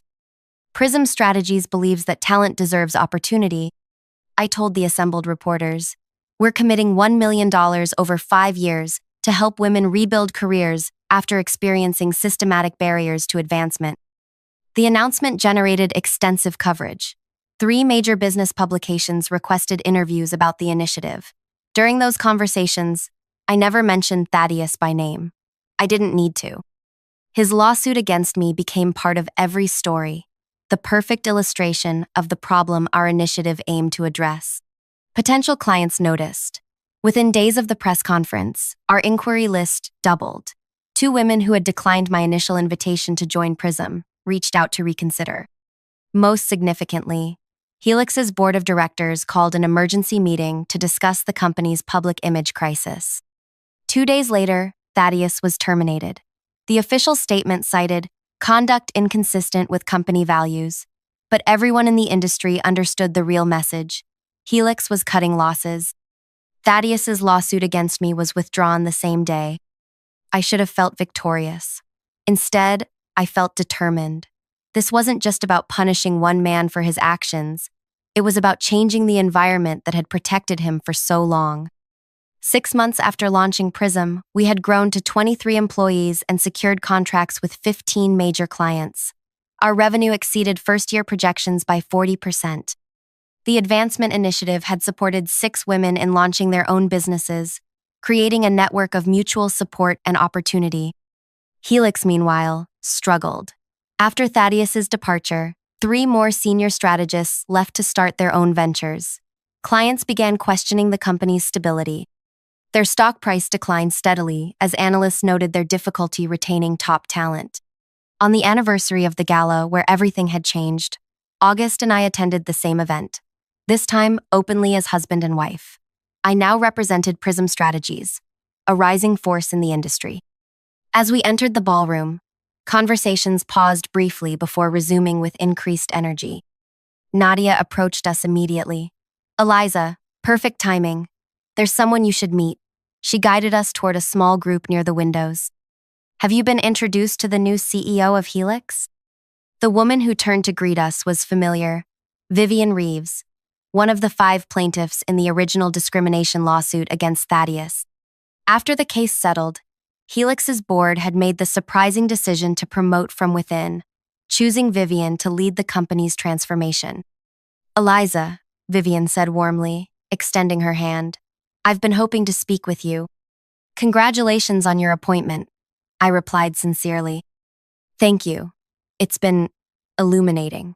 Her smile held a hint of irony. "I've spent the past 3 months untangling the damage Thaddeus caused." The board finally recognized they had a systemic problem, not just one bad actor. "And now?" I asked. "Now we rebuild," Vivian said, "with a focus on merit rather than gender, with transparency rather than whispers." She glanced at the crowd around us. Some things had to be dismantled before they could be reconstructed properly. Later that evening, as August and I prepared to leave, I noticed a familiar figure standing alone near the bar. Thaddeus had aged visibly in the past year. His once confident posture had diminished. According to industry gossip, no major firm would hire him after details of the lawsuit became public. He had eventually found position at a small regional consultancy, a dramatic step down for someone who had once directed strategy for multinational clients. Our eyes met across the room. For a moment, I considered approaching him, not to gloat, but to acknowledge the strange symmetry of our situations. A year ago, he had tried to destroy my reputation with whispers and insinuations. Now he stood alone, his own reputation in ruins, while I led a thriving company built on the very talent he had tried to suppress. Instead, I simply nodded once in his direction, then turned away. My revenge wasn't in his downfall, but in what rose from the ashes of his destruction, a new model of success, a community of support for those he had harmed, a transformation of the system that had protected him. As we walked toward the exit, August took my hand. "Are you satisfied with how things turned out?" he asked quietly. I considered the question carefully. "Not satisfied," I finally replied. "Determined. This was never just about Thaddeus or Helix or even my career. It was about changing what happens when someone says, 'She slept her way to the top.'" "And have you changed it?" I looked back at the ballroom, at Vivian leading Helix in a new direction, at Nadia speaking with 2 recipients of Prism's advancement initiative, at the industry that had begun, slowly but perceptibly, to evolve. "We've started," I said, "and that's enough for now. If you've stayed with me through this entire journey, thank you." Stories like mine happen every day in workplaces around the world. Talented people facing barriers built from whispers and assumptions rather than facts. If this resonated with you, please consider subscribing to hear more stories of justice and transformation. Your support helps these narratives reach those who need them most. Remember that real change doesn't always come from destroying what exists, but from building something better in its place. The phone trembled in my hand as I stared at the quarterly reports spread across my desk. My heart pounded against my ribcage, each beat hammering out a rhythm of disbelief. "I'm sorry. Could you repeat that?" I whispered, my voice barely audible even to myself. "Ms. Blake, this is Hazel from HR," the voice on the other end responded, gentle but firm. "I'm calling to inform you that your assistant, Eliza, was involved in a fatal car accident early this morning. The police contacted us about an hour ago." My eyes drifted instinctively to the glass wall separating my office from the main floor. Through it, I could see Eliza sitting at her desk, typing away with her characteristic focus, her chestnut hair pulled back in a neat bun, the same bun she wore every day, the same cream-colored blouse she'd complimented me on when I wore it last month. "That's impossible," I said, rising from my chair. "I'm looking at her right now, Silence stretched across the line, taut and heavy. Ms. Blake, I assure you, we received official notification. Perhaps you're mistaken. No mistake. I cut her off, moving toward my office door. Eliza is sitting at her desk, working. I can see her from my office. Stay where you are, Hazel said, her voice suddenly sharp. We're coming up. I hung up and stood frozen in the doorway of my office, watching Eliza, or whoever she was, continue working as if nothing was wrong, as if she hadn't supposedly died hours ago. She must have felt my gaze because she looked up, offering that same pleasant smile she always did, her head tilting slightly to the right. Do you need something, Miss Blake? She asked, her voice carrying across the floor. Before I could answer, the elevator doors opened. Hazel from HR stepped out, flanked by 2 security guards. Behind them stood our CEO, Warren, his face grave. Heads turned throughout the open office as they marched directly toward Eliza's desk. I moved toward them, my legs unsteady. Ms. Blake, please stay back, Hazel said, holding up a hand. Eliza stood, confusion crossing her features. What's happening? Warren stepped forward. Security, please detain this individual. On what grounds? Eliza demanded, backing away from her desk. Ms. Blake, what's going on? Hazel held up a paper. We have received official notification of Eliza Turner's death this morning in a vehicle collision at 5:43 a.m. We also have her death certificate, rushed through by authorities due to the suspicious circumstances. The floor seemed to tilt beneath my feet as 30 pairs of bewildered eyes darted between Eliza, the security team, and me. This is absurd, Eliza protested as security approached. Check my ID. Call my emergency contacts. This is clearly a mistake.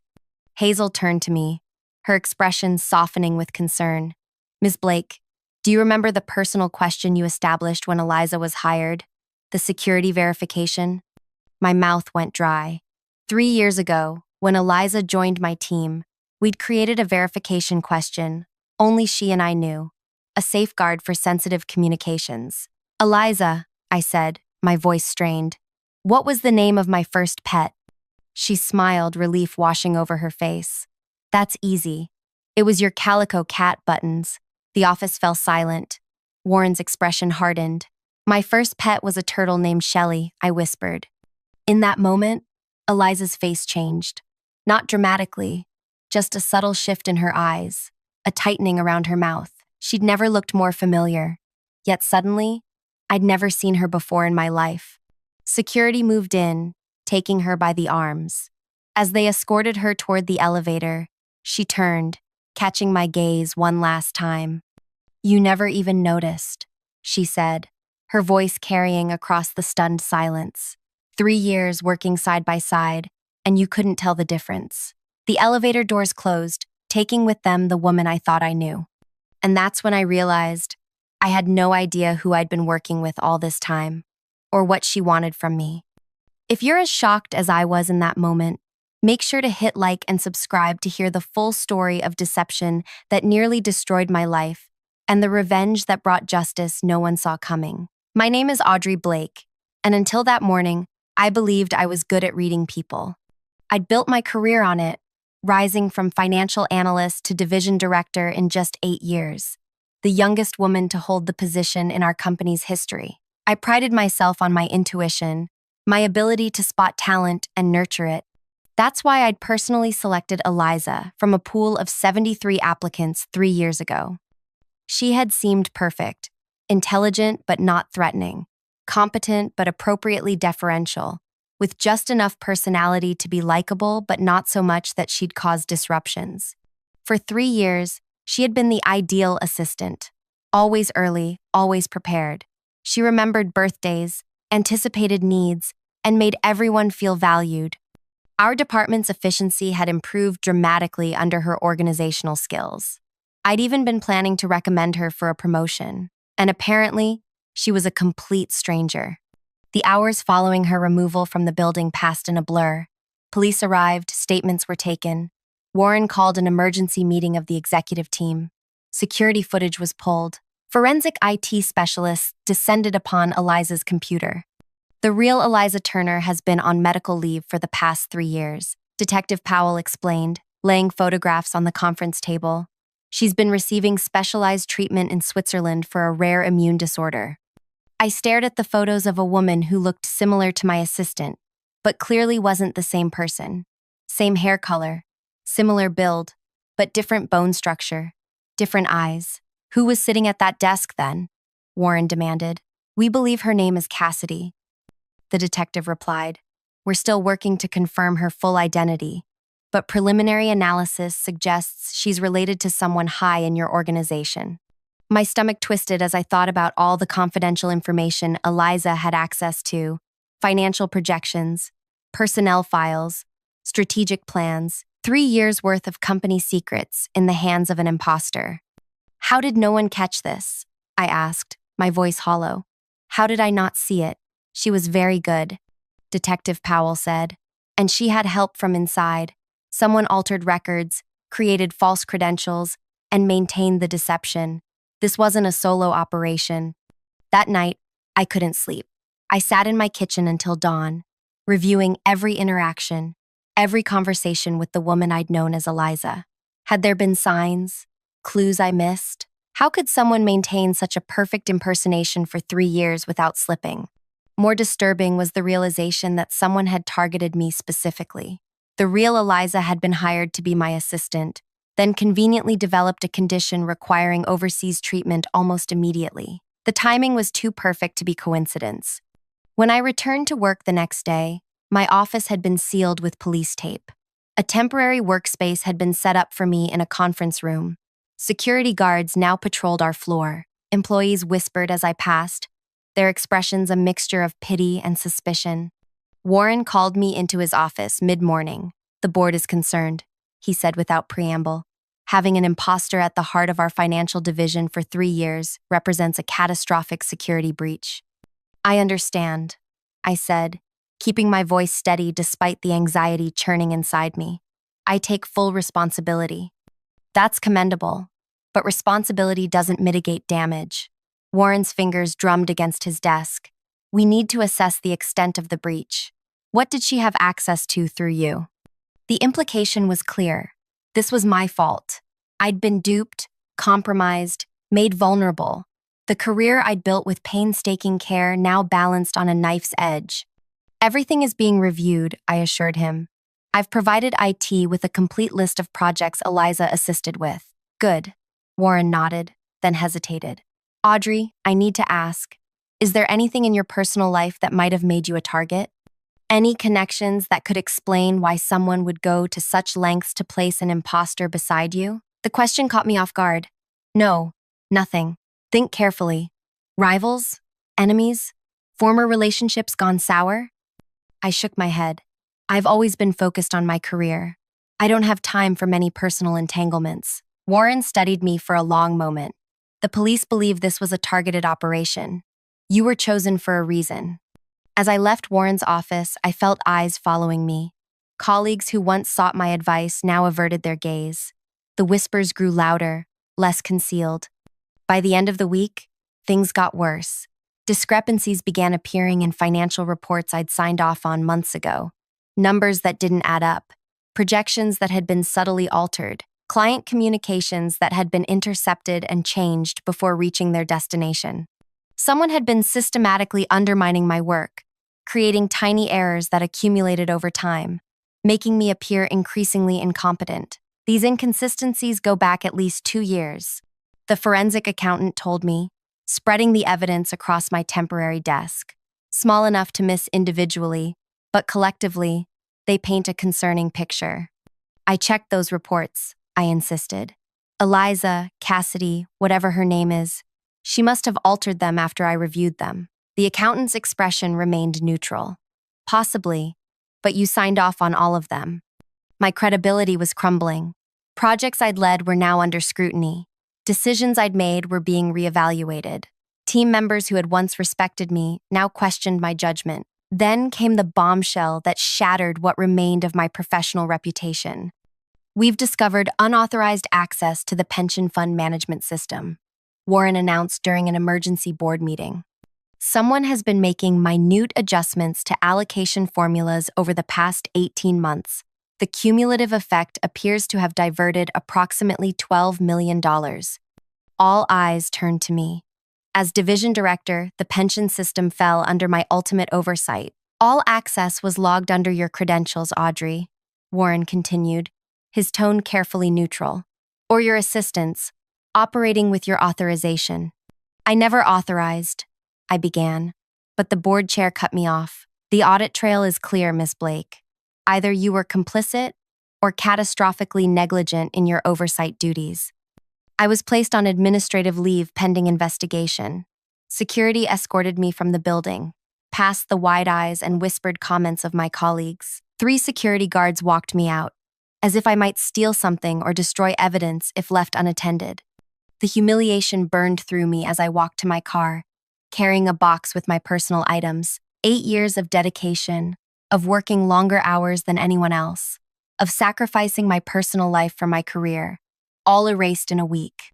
That night, sitting alone in my apartment, I received a text from an unknown number. You should have paid more attention. I stared at my phone, ice forming in my chest. Was it her? Cassidy? The woman who had pretended to be Eliza for 3 years? I wanted to respond, to demand answers, but something stopped me. This was exactly what she wanted, to provoke me, to make me react emotionally rather than think clearly. Instead, I placed my phone down and began to methodically review everything I knew. Someone had orchestrated an elaborate scheme targeting me specifically. They had placed an imposter at my side for 3 years. They had systematically undermined my work while simultaneously embezzling company funds. And now they were taunting me. Why? What had I done to deserve this? What could possibly justify such an elaborate revenge plot? As I sorted through possibilities, a notification appeared on my laptop. An email from an address I didn't recognize, with only a subject line, "The real Eliza Turner is back in the country, and she remembers everything." My heart raced as I stared at the cryptic message. Eliza Turner, the real Eliza, was back. After 3 years of supposed medical treatment abroad, she had returned, and according to this anonymous message, she remembered everything. But what was everything? What did she know that I didn't? I needed answers, but I couldn't trust this message. It could be another trap from whoever had orchestrated this elaborate scheme against me. I took a deep breath and tried to think like the strategic professional I prided myself on being, not the emotional wreck I was becoming. First, I needed to verify if Eliza Turner had actually returned. I couldn't approach the company. I was on administrative leave and under investigation. But I did have other resources. I called Paige, a former colleague who now worked at a competing firm. We'd maintained a cautious friendship despite the professional divide. "Audrey, is everything okay?" I heard rumors. "Nothing's okay," I admitted. "But I need help with something discreet." Paige hesitated. "This isn't about corporate espionage, is it? Because I can't." "No, it's personal. I need to locate someone who recently returned to the country. Eliza Turner, the real one." The line went quiet for a moment. "The assistant who wasn't your assistant?" Paige finally asked. "The one who supposedly died but didn't, while someone else pretended to be her?" "That's the simplified version, yes. Give me a day," Paige said. True to her word, Paige called the next evening with an address. Eliza Turner was staying at her cousin's apartment on the east side of the city. I drove there immediately, rehearsing what I would say. How do you introduce yourself to someone whose identity was stolen to sabotage your career? What questions do you ask first? The cousin's apartment was in a modest building with no doorman. I pressed the buzzer for Unit 3B and waited, my pulse thudding in my ears. "Hello?" A tentative female voice answered. "I'm looking for Eliza Turner," I said. "My name is Audrey Blake." Silence stretched for several seconds. "I've been expecting you," the voice finally replied. The door buzzed open. The woman who greeted me at apartment 3B looked like a paler, thinner version of the photos Detective Powell had shown me. Same honey brown hair, though hers was cut in a short bob rather than the longer style her imposter had worn. Same green eyes, though hers were shadowed with exhaustion. She leaned against the doorframe, studying me with unmistakable recognition. "You look exactly like your photos," she said, her voice soft but steady. "You've seen photos of me? I've studied everything about you for the past month." She stepped back, inviting me in. I needed to understand why someone would steal my life to get close to you. The apartment was sparsely furnished, dominated by medical equipment in one corner, an oxygen tank, monitors, medication organizers. My treatment continues, Eliza explained, noticing my gaze. The Swiss clinic helped, but I'm not fully recovered. She gestured for me to sit on a worn sofa while she lowered herself carefully into an armchair. You sent me that email, I said. It wasn't a question. Eliza nodded. I thought you deserved a warning. Things are about to get complicated. They're already complicated.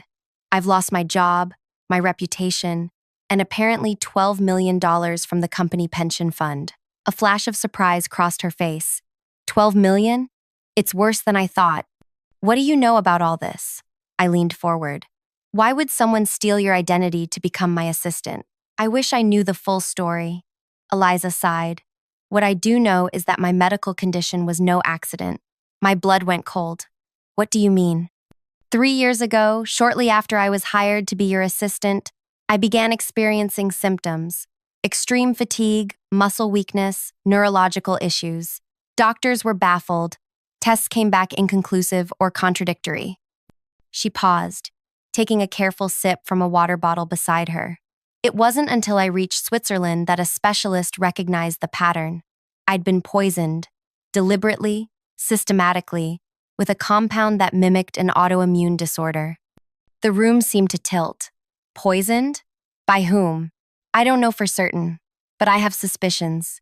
Eliza's gaze hardened. Someone wanted me out of the way, but not dead. They needed my identity, my position beside you. And they were willing to make me deathly ill to get it. My mind raced, trying to process this new information. But why? What's so special about being my assistant? That's what I've been trying to figure out since I learned someone had been living as me. Eliza leaned forward despite her obvious discomfort. Tell me about her. The woman who took my place. What was she like? I described Cassidy in detail, her mannerisms, her work habits, her interactions with me and others in the office. Eliza listened intently, occasionally nodding. She studied me, probably for months before making her move. And she had help from inside the company, someone who could alter records, create false credentials. The police mentioned she might be related to someone in upper management, I offered. That narrows it down, at least. Eliza reached for a notebook on the side table. I've been mapping possible connections. There are 17 executives at the director level or above. Of those, only 4 have daughters in the right age range. I stared at her in surprise. You've been investigating this on your own? What would you do if someone stole 3 years of your life? Eliza countered. I want answers. And justice. Her determination struck a chord. Here was someone who understood exactly how it felt to have your identity, your very existence, hijacked by forces beyond your control. I think we should work together, I said impulsively. Pool our information. Eliza studied me for a long moment. That could be dangerous. Whoever is behind this has already poisoned me and framed you for embezzlement. They won't hesitate to eliminate both of us if we become a threat. I'm already a threat, I pointed out, and I have nothing left to lose. A ghost of a smile touched Eliza's lips. Then let's compare notes. We spent hours piecing together what we knew. Eliza shared medical reports confirming her poisoning. I detailed the financial discrepancies discovered at the company, the tampering with reports and communications. It's like they were systematically undermining your position while simultaneously using it as cover for theft, Eliza observed. The question is, why you specifically? I had been asking myself the same question for days. I've been reviewing every major decision I've made, every project I've led, looking for something that might have made me a target. Maybe it's not what you did, Eliza suggested. Maybe it's what you were going to do. What projects were you working on before all this happened? I thought back to the weeks before the imposter was discovered. The quarterly review, obviously. And I was leading the audit of our acquisition of Novatech last year. Eliza perked up. Tell me about that acquisition. Standard procedure. We acquired a smaller tech firm with promising patents. I was verifying that all assets were properly valued and integrated. Who handled the original acquisition deal? Warren and the M. A team, primarily. My division came in after for financial integration. Eliza made a note. And when did this audit begin? About a month ago. I paused as realization dawned. Right before Eliza was exposed. That timing can't be coincidental. Eliza tapped her pen against the notebook. What else changed a month ago? I thought carefully. The board appointed a new member, Gina Wright. She came from the banking sector. Any connection to Novatech? Not that I know of, but I can check. As night deepened into early morning, we developed a theory. Someone had used the Novatech acquisition to launder money or hide financial irregularities. My audit threatened to expose this, triggering their plan to discredit me before I could discover whatever they were hiding. But that doesn't explain why they targeted you 3 years ago, I pointed out. The acquisition only happened last year. Maybe this was a long-term plan, Eliza suggested. Or maybe the reason changed over time. We agreed to divide our investigation. I would look into the Novatech acquisition and the new board member, while Eliza would research the 4 executives with daughters who might be Cassidy. As I prepared to leave, Eliza gripped my arm with surprising strength. Be careful, Audrey. Don't trust anyone at the company, not even people you consider friends. Her warning followed me home like a shadow. The next day, I began digging into Novatech's background. Without access to company systems, I had to rely on public records and industry contacts. What I discovered sent chills down my spine. Novatech had been on the verge of bankruptcy before our acquisition. Their promising patents were tied up in litigation with competing claims. Yet, we had paid premium price for them. More concerning was what I found about Gina Wright, our newest board member. Before banking, she had briefly served as a financial consultant to several tech firms, including the one challenging Novatech's patents. I called Eliza immediately. I think I found the connection, I said without preamble. Gina Wright has ties to Novatech's competitors. And there's more. Her daughter graduated from Westridge University 5 years ago. Business administration with a minor in theater. Theater, Eliza repeated. Useful training for an imposter. What's her name? Cassandra Wright. Eliza's sharp intake of breath confirmed what we both suspected. Cassidy. I need to get back into the company, I said. Check personnel files. Confirm if there are photos. No, Eliza cut me off. That's exactly what they'll expect. We need to be smarter than that. She was right. Rushing in would only alert Gina and Cassandra that we were onto them. We needed proof that would stand up to scrutiny, evidence that couldn't be dismissed or destroyed.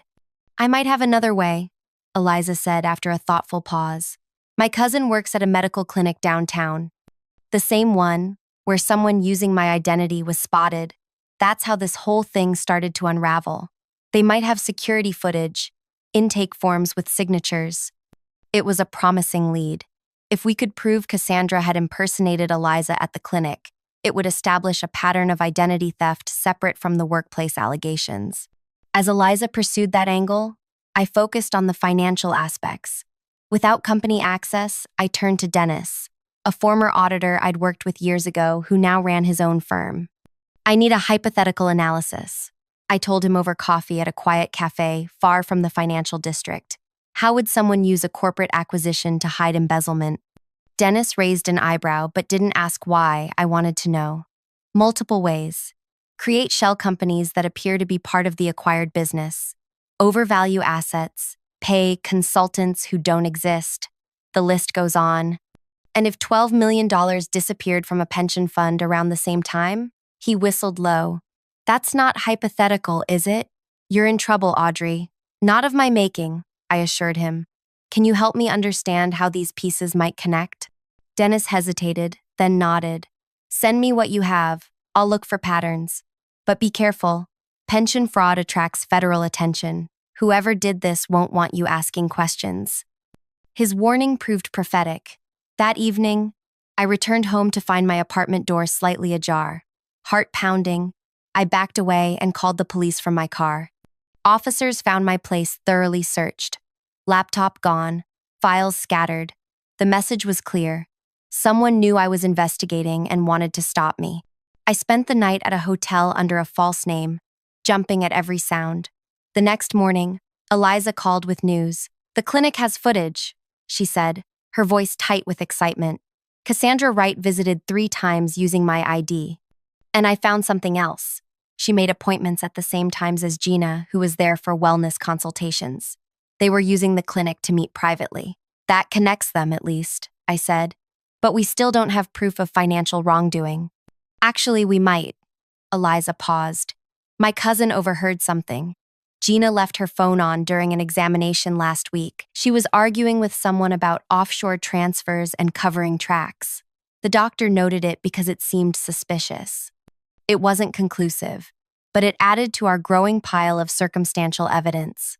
We needed something definitive, something that would force authorities to take action. That afternoon, Dennis called with a breakthrough.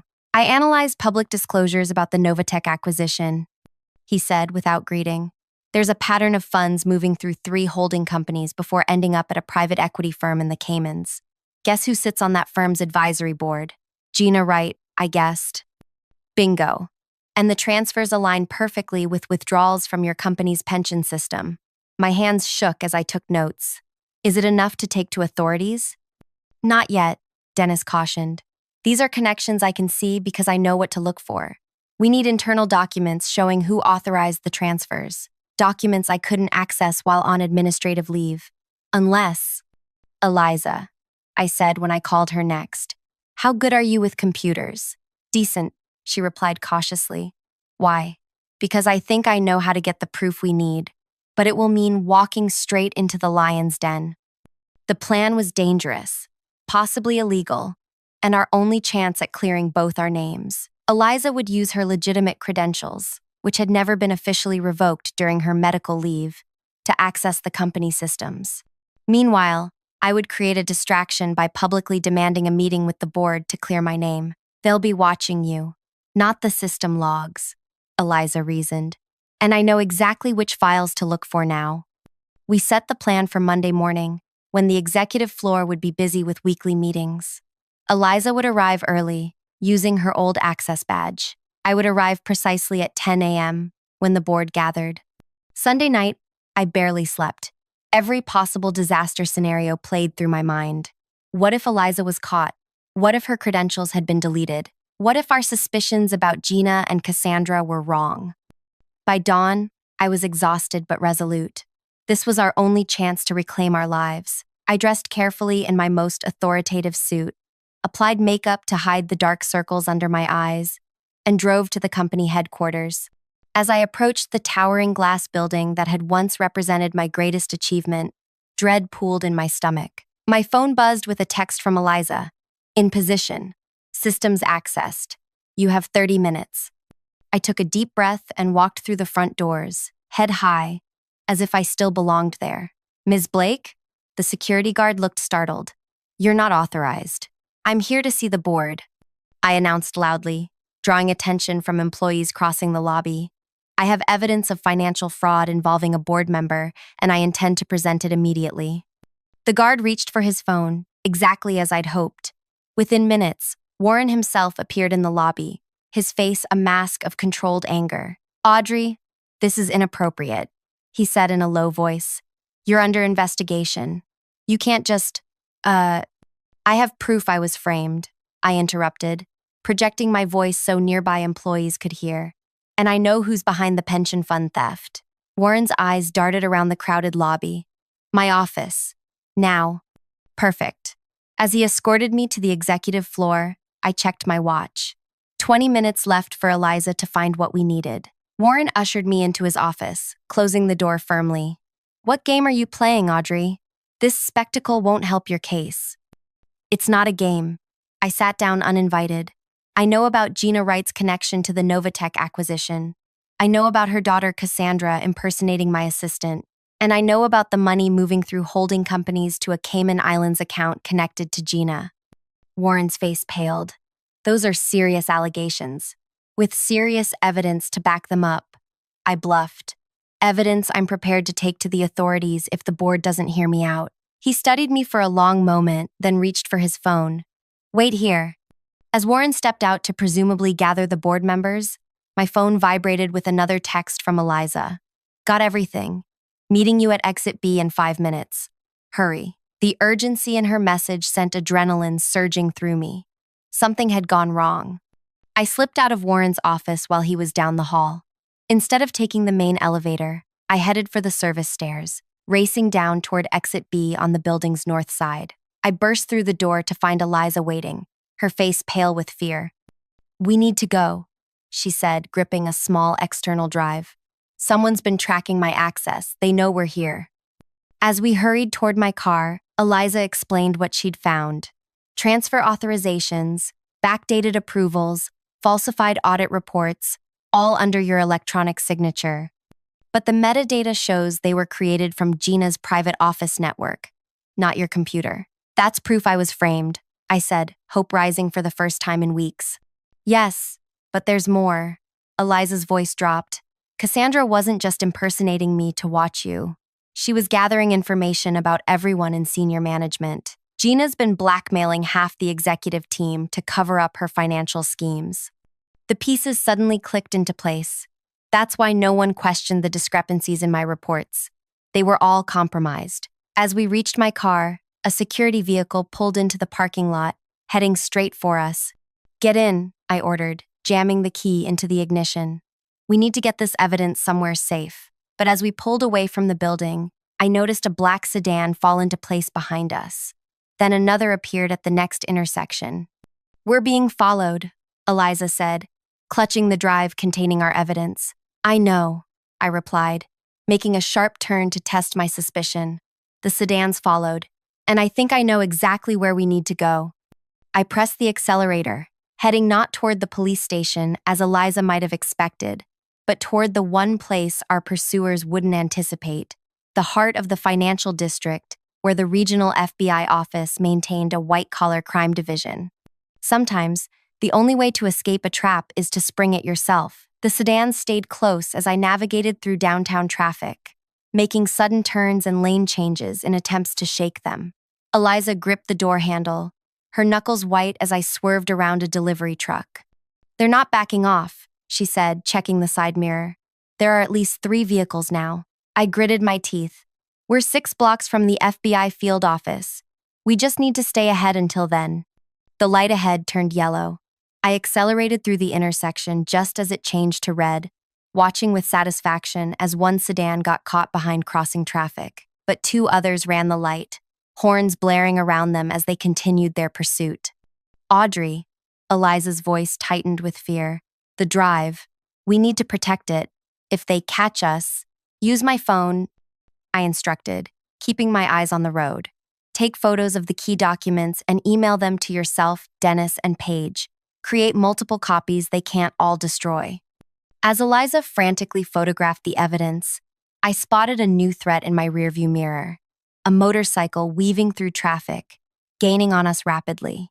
"We've got another problem," I warned. Eliza looked up from the phone. "How many people does Gina have on her payroll?" "Too many," I muttered, making a hard right turn. The motorcycle followed easily, now just 3 car lengths behind. I could see the rider's black helmet, the tinted visor revealing nothing of their face. 4 blocks to go. Traffic was thickening as we approached the heart of the financial district. The motorcycle pulled alongside us. The rider reached inside their jacket. "Get down," I shouted, yanking the wheel sharply left. Our car sideswiped the motorcycle, sending it skidding. Not a gun, I realized with relief as the rider tumbled. They'd been reaching for our door handle, trying to wrench it open at speed. "Almost there," I said, spotting the federal building ahead. "Did you send the files?" "Just finished," Eliza confirmed, her breathing ragged. "What's the plan when we arrive?" "We go straight to white-collar crimes, ask for whoever's in charge, and don't leave until they've seen everything." The pursuing sedans had reorganized, now flanking us on both sides. One accelerated, cutting in front of us suddenly. I slammed on the brakes to avoid a collision. The car behind us struck our bumper, jolting us forward. We were boxed in. "No," I whispered, watching suited men emerge from the sedans. We were just 2 blocks from safety. "The sunroof," Eliza said suddenly. "Can you open it?" Understanding her plan instantly, I hit the button. The sunroof slid open as the men approached our car. Eliza stood, thrusting her upper body through the opening, waving her arms wildly. "Help!" she screamed at pedestrians on the sidewalk. FBI. We need to get to the FBI. They're trying to stop us. People turned to stare. Phones came out, recording the scene. The men hesitated, suddenly aware of the public attention. Keep going, I encouraged her, reaching for my phone. I'm calling 911, but before I could dial, a police cruiser turned the corner, lights flashing. It had been patrolling nearby and spotted the commotion. The men retreated to their vehicles as the police officer approached. I rolled down my window. Officer, we have evidence of major financial fraud, I said quickly. We need police escort to the FBI office right away. Those men are trying to stop us from delivering evidence. The officer looked skeptical but radioed for backup when Eliza showed him the drive and explained the situation. Within minutes, 2 more cruisers arrived, and we were escorted the final blocks to the federal building. Inside, we were directed to a waiting area, while agents were summoned. The adrenaline that had carried me through the chase began to fade, leaving me shaky and exhausted. Eliza looked no better, her face ashen from the exertion that her still-recovering body wasn't prepared for. What if they don't believe us? She whispered, doubt creeping into her voice. What if Gina has connections here too? It was a possibility I hadn't considered. How far did Gina's influence reach? Could she have federal agents in her pocket as well? After 30 minutes, that felt like hours. A serious-faced woman in a tailored suit approached us. I'm Special Agent Teresa Morgan, she introduced herself. I understand you have information regarding financial crimes. We followed her to a small conference room where we laid out everything: the identity theft, the pension fund embezzlement, the Novatech acquisition irregularities, and Gina Wright's connections to all of it. Agent Morgan listened without expression, occasionally making notes or asking clarifying questions. When we finished, she collected the drive and our written statements. We'll need to verify this information, she said neutrally. In the meantime, we can arrange protective custody if you feel your safety is threatened. Does that mean you believe us? Eliza asked.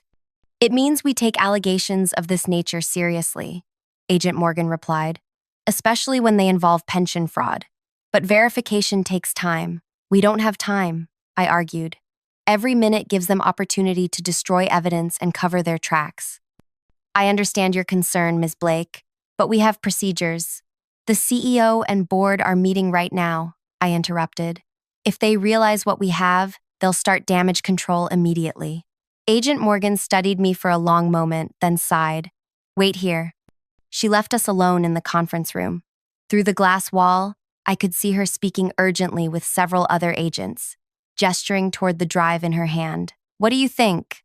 Eliza asked, her voice low. I think bureaucracy moves slowly, even when millions of dollars and criminal conspiracies are involved, I replied grimly. Another hour passed.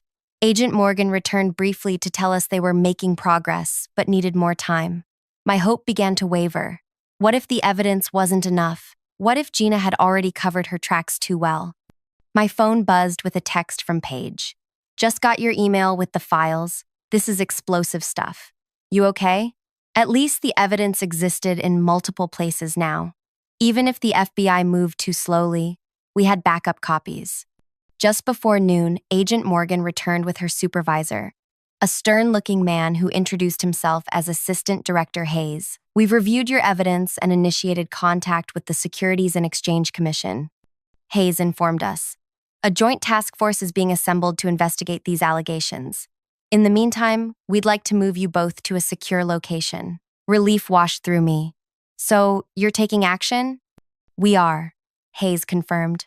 But Ms. Wright has powerful connections. This investigation needs to be handled carefully to ensure charges stick. As we were escorted to a government SUV, my phone rang. Warren's name flashed on the screen. I showed it to Agent Morgan, who nodded for me to answer but put it on speaker. Audrey, Warren's voice was tightly controlled. Where are you? Somewhere safe, I replied, with people very interested in Novatech's financials. A pause. Whatever you think you know, I know enough, Warren. The question is, how much did you know? Were you part of it, or just another pawn? Another pause. Longer this time.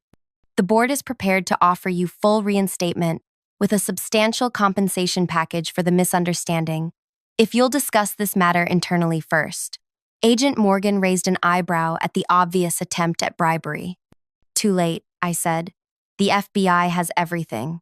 The line went dead. Within hours, news of federal agents at company headquarters spread through financial circles. By evening, it was breaking news. Major financial firm under investigation for fraud. Board member and executives implicated. We watched from a safe house as Gina Wright's name hit the headlines. Photographs showed her leaving the federal building after questioning. Her normally perfect composure cracked, refusing to comment to reporters shouting questions. But my sense of victory was premature. 3 days later, Agent Morgan visited with troubling news. We've hit some roadblocks, she admitted. Key documents have disappeared from company servers. Witnesses are suddenly changing their stories. And Ms. Wright's attorneys are filing motions to suppress evidence, claiming it was obtained illegally. That's ridiculous, I protested. We accessed company systems using legitimate credentials. Yes, but Ms. Turner's access should have been terminated during her leave. They're arguing she no longer had authorization, making it computer trespass. My stomach sank. So they're going to get away with it? I didn't say that, Agent Morgan corrected. But the case is becoming more challenging. We need more evidence, particularly connecting Gina directly to the transfers. Evidence we didn't have. The drive contained damning information, but nothing with Gina's literal fingerprints on it. Everything had been carefully routed through intermediaries or falsified under my credentials. The investigation continued for weeks. Eliza and I remained in protective custody, watching helplessly as the case seemed to weaken. Gina's legal team filed motion after motion, delaying proceedings and challenging evidence. Meanwhile, Warren announced an internal review, positioning himself as shocked by the alleged irregularities. The company's stock took a hit but stabilized as Warren assured investors that any issues were isolated and being addressed. They're going to sacrifice some lower-level executives and protect themselves, I predicted bitterly after reading Warren's public statement. Classic damage control. Eliza, who had been unusually quiet all morning, finally spoke up. Unless we change the game. I looked at her questioningly. We've been playing defense, she explained, reacting to their moves, trying to prove what they did. But we haven't leveraged our strongest asset, which is, they think we're predictable. A slow smile spread across Eliza's face. What they don't realize is how much I learned about them while recovering in Switzerland. She pulled out a notebook I hadn't seen before. 3 years of medical leave gives you a lot of time to think, and research, and plan. As Eliza outlined her ideas, I realized we'd been approaching this all wrong. We'd been trying to win in a system where Gina had already rigged the rules. We needed to create our own playing field. It's risky, I cautioned when she finished. More risky than letting them destroy our lives? Eliza challenged. They poisoned me, Audrey. They stole years I can never get back. And they would have let you take the fall for their crimes without hesitation. She was right. Playing by the rules hadn't worked. It was time for a different approach. We spent the next 2 days finalizing our plan, then approached Agent Morgan with a proposal. She was skeptical but intrigued. It's unorthodox, she admitted. But if it works. 1 week later, I sat across from Warren in a small conference room at the federal building. He'd agreed to meet after I suggested I might have information beneficial to his position. I appreciate you seeing me, I began, keeping my voice neutral. This situation has been difficult for everyone. Warren nodded cautiously. The company has suffered unnecessary damage from these allegations. If there's a way to resolve this expeditiously. That's why I wanted to meet. I believe there's a solution that would benefit both of us. I slid a folder across the table. Inside was a draft press release announcing my resignation, accepting full responsibility for oversight failures while maintaining my innocence regarding direct involvement in any fraudulent activities. Warren read it quickly, his expression calculating. This is constructive. What are you looking for in return? A generous settlement package, naturally, and your support in quashing any potential criminal charges against me. That might be arrangeable, Warren said slowly. But what about the evidence you provided to the FBI? I leaned forward. Between us, it's not as conclusive as they initially thought. Without my testimony to contextualize it, much of it becomes circumstantial. A gleam of hope appeared in Warren's eyes. And Miss Turner? Her health has deteriorated again. She's considering returning to Switzerland for treatment. Warren didn't bother hiding his relief. I believe we can work something out then. Let me discuss terms with the board. There's one more thing, I added. I have copies of all evidence in secure locations. Insurance, you understand. I'd need guarantees. Of course, Warren agreed quickly. We can draft appropriate non-disclosure agreements. As he left to make calls, Agent Morgan entered from a side door where she'd been listening. He took the bait, she confirmed. Now we wait. 2 days later, Warren requested another meeting, this time at the company headquarters, with Gina Wright present. Perfect. I arrived for the meeting wearing a concealed recording device provided by the FBI. The plan was simple: get them to implicate themselves while believing they were negotiating my silence. Gina Wright sat beside Warren in the conference room, immaculately dressed as always, betraying no hint of concern. Miss Blake, she greeted me coolly. I understand you're taking a reasonable approach to resolving this unfortunate situation. I'm being practical, I replied. This continued battle doesn't benefit anyone. Warren nodded approvingly. We've prepared a generous package. 7 figures, plus healthcare for life, in exchange for your resignation and cooperation in helping us. Clarify certain misunderstandings with the authorities. You mean withdraw my allegations against Gina? Warren winced at my bluntness, but Gina merely smiled. Let's be direct, she said. You made a serious miscalculation, Audrey, but you're smart enough to recognize when to cut your losses. Unlike Cassandra? I asked innocently. I noticed she's disappeared. A flash of something, anger, fear, crossed Gina's face before she controlled it. My daughter has nothing to do with this. Your daughter who impersonated my assistant for 3 years? Who helped poison the real Eliza Turner? That daughter? Warren shifted uncomfortably. These accusations aren't helpful. They're not accusations, I interrupted. They're facts. Facts I'm willing to keep private in exchange for appropriate compensation. Gina studied me, her expression calculating. What exactly are you proposing? Double your offer, plus a board seat at one of your subsidiary companies. That's not possible, Warren began, but Gina held up a hand to silence him.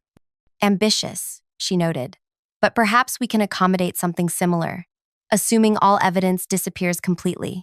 I've already told Agent Morgan I've had second thoughts, I assured her. Without my testimony, their case weakens considerably. Gina leaned forward. And what about the real Ms. Turner? As I told Warren, her health has deteriorated. She won't be a problem. A satisfied smile spread across Gina's face. I knew you were pragmatic, Audrey. Unlike some people, you understand how the world actually works. I've learned a lot recently, I agreed, especially about the Novatech acquisition. Quite clever how you structured those offshore transfers. Gina's smile didn't waver, but her eyes hardened. Careful. Speculation without evidence is still defamation. It's not speculation when you have the transaction logs showing your digital signature, I replied calmly. Or the recordings of your meetings with the Cayman Islands Investment Group. Warren paled. What recordings? I smiled. Insurance policy. Like I said, I've learned a lot. Gina's composure finally cracked. You're bluffing. There are no recordings. No? Then you never met with Julian Mercer at the Grand Hotel last October.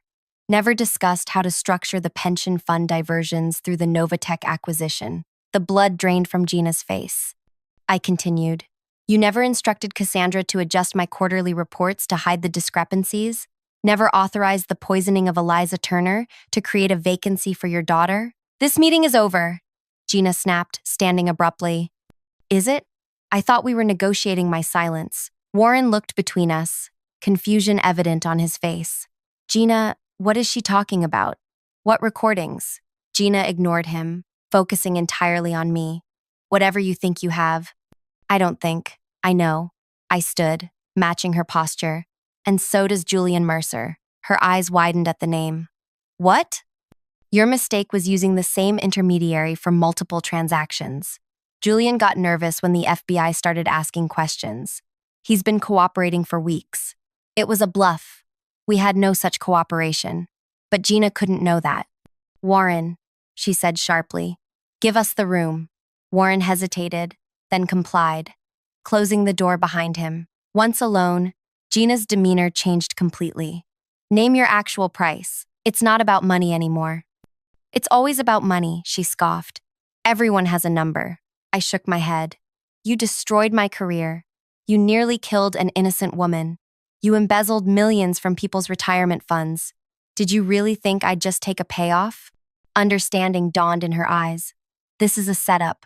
The real question, I continued, ignoring her realization, is whether Cassandra was following your orders the whole time, or if poisoning Eliza was her own initiative. The FBI is particularly interested in that detail. Gina's mask dropped completely. You stupid, naive woman. You have no idea who you're dealing with. Cassandra did what was necessary, what I taught her to do. In this world, you take what you want or you get nothing. Thank you for clarifying that, I said, my voice steady despite my racing heart. I'm sure the federal agents listening right now appreciated the confirmation. The door opened. Agent Morgan entered, followed by 3 other agents. Gina Wright, you're under arrest for conspiracy to commit fraud, embezzlement of pension funds, and attempted murder, Morgan announced. Everything you've said in the past 15 minutes has been recorded with a federal warrant. As they led a stunned Gina away, Warren was brought back in, now pale and shaking. I had no idea about the poisoning, he insisted, or Cassandra's true identity. You have to believe me. Save it for your deposition, Agent Morgan told him. We'll be investigating everyone involved. Within hours, arrest warrants were issued for Cassandra Wright and 3 other executives. Federal agents seized computers and records throughout the company. The pension fraud investigation expanded to include attempted murder charges related to Eliza's poisoning. 1 month later, I sat with Eliza in a small cafe, watching news coverage of Gina and Cassandra Wright entering the federal courthouse for their arraignment. They're facing 30 years, Eliza noted, stirring her tea. Minimum. More when the additional charges from the SEC investigation come through, I added. The company had installed new leadership and was cooperating fully with authorities. My name had been cleared, with a public apology and reinstatement offer, tighter election which I'd declined. Instead, I'd accepted a position with the Regulatory Commission, helping identify similar fraud schemes at other companies. Eliza had established a foundation to help victims of financial crimes, funded by the substantial settlement she'd received. Her health was improving gradually. It wasn't just about justice, was it? Eliza asked suddenly. It was about making them face exactly what they did, in front of everyone. I nodded. The cruelest punishment for people like Gina and Cassandra isn't prison. It's exposure. Having everyone see who they really are. The perfect revenge, Eliza agreed, using their own methods against them. With one key difference, I pointed out. We did it legally. We clinked our teacups in a quiet toast to our victory, not just over Gina and Cassandra, but over the system they'd tried to corrupt. The truth had prevailed, not because we played by their rules, but because we were smarter, more patient, and ultimately, more committed to justice than they were to greed. If this story of justice and revenge resonated with you, make sure to hit like and subscribe for more incredible true stories of people who fought back against those who wronged them. Have you ever uncovered a betrayal that changed everything? Share your experience in the comments below. Your story might help someone else find the courage to stand up for themselves too.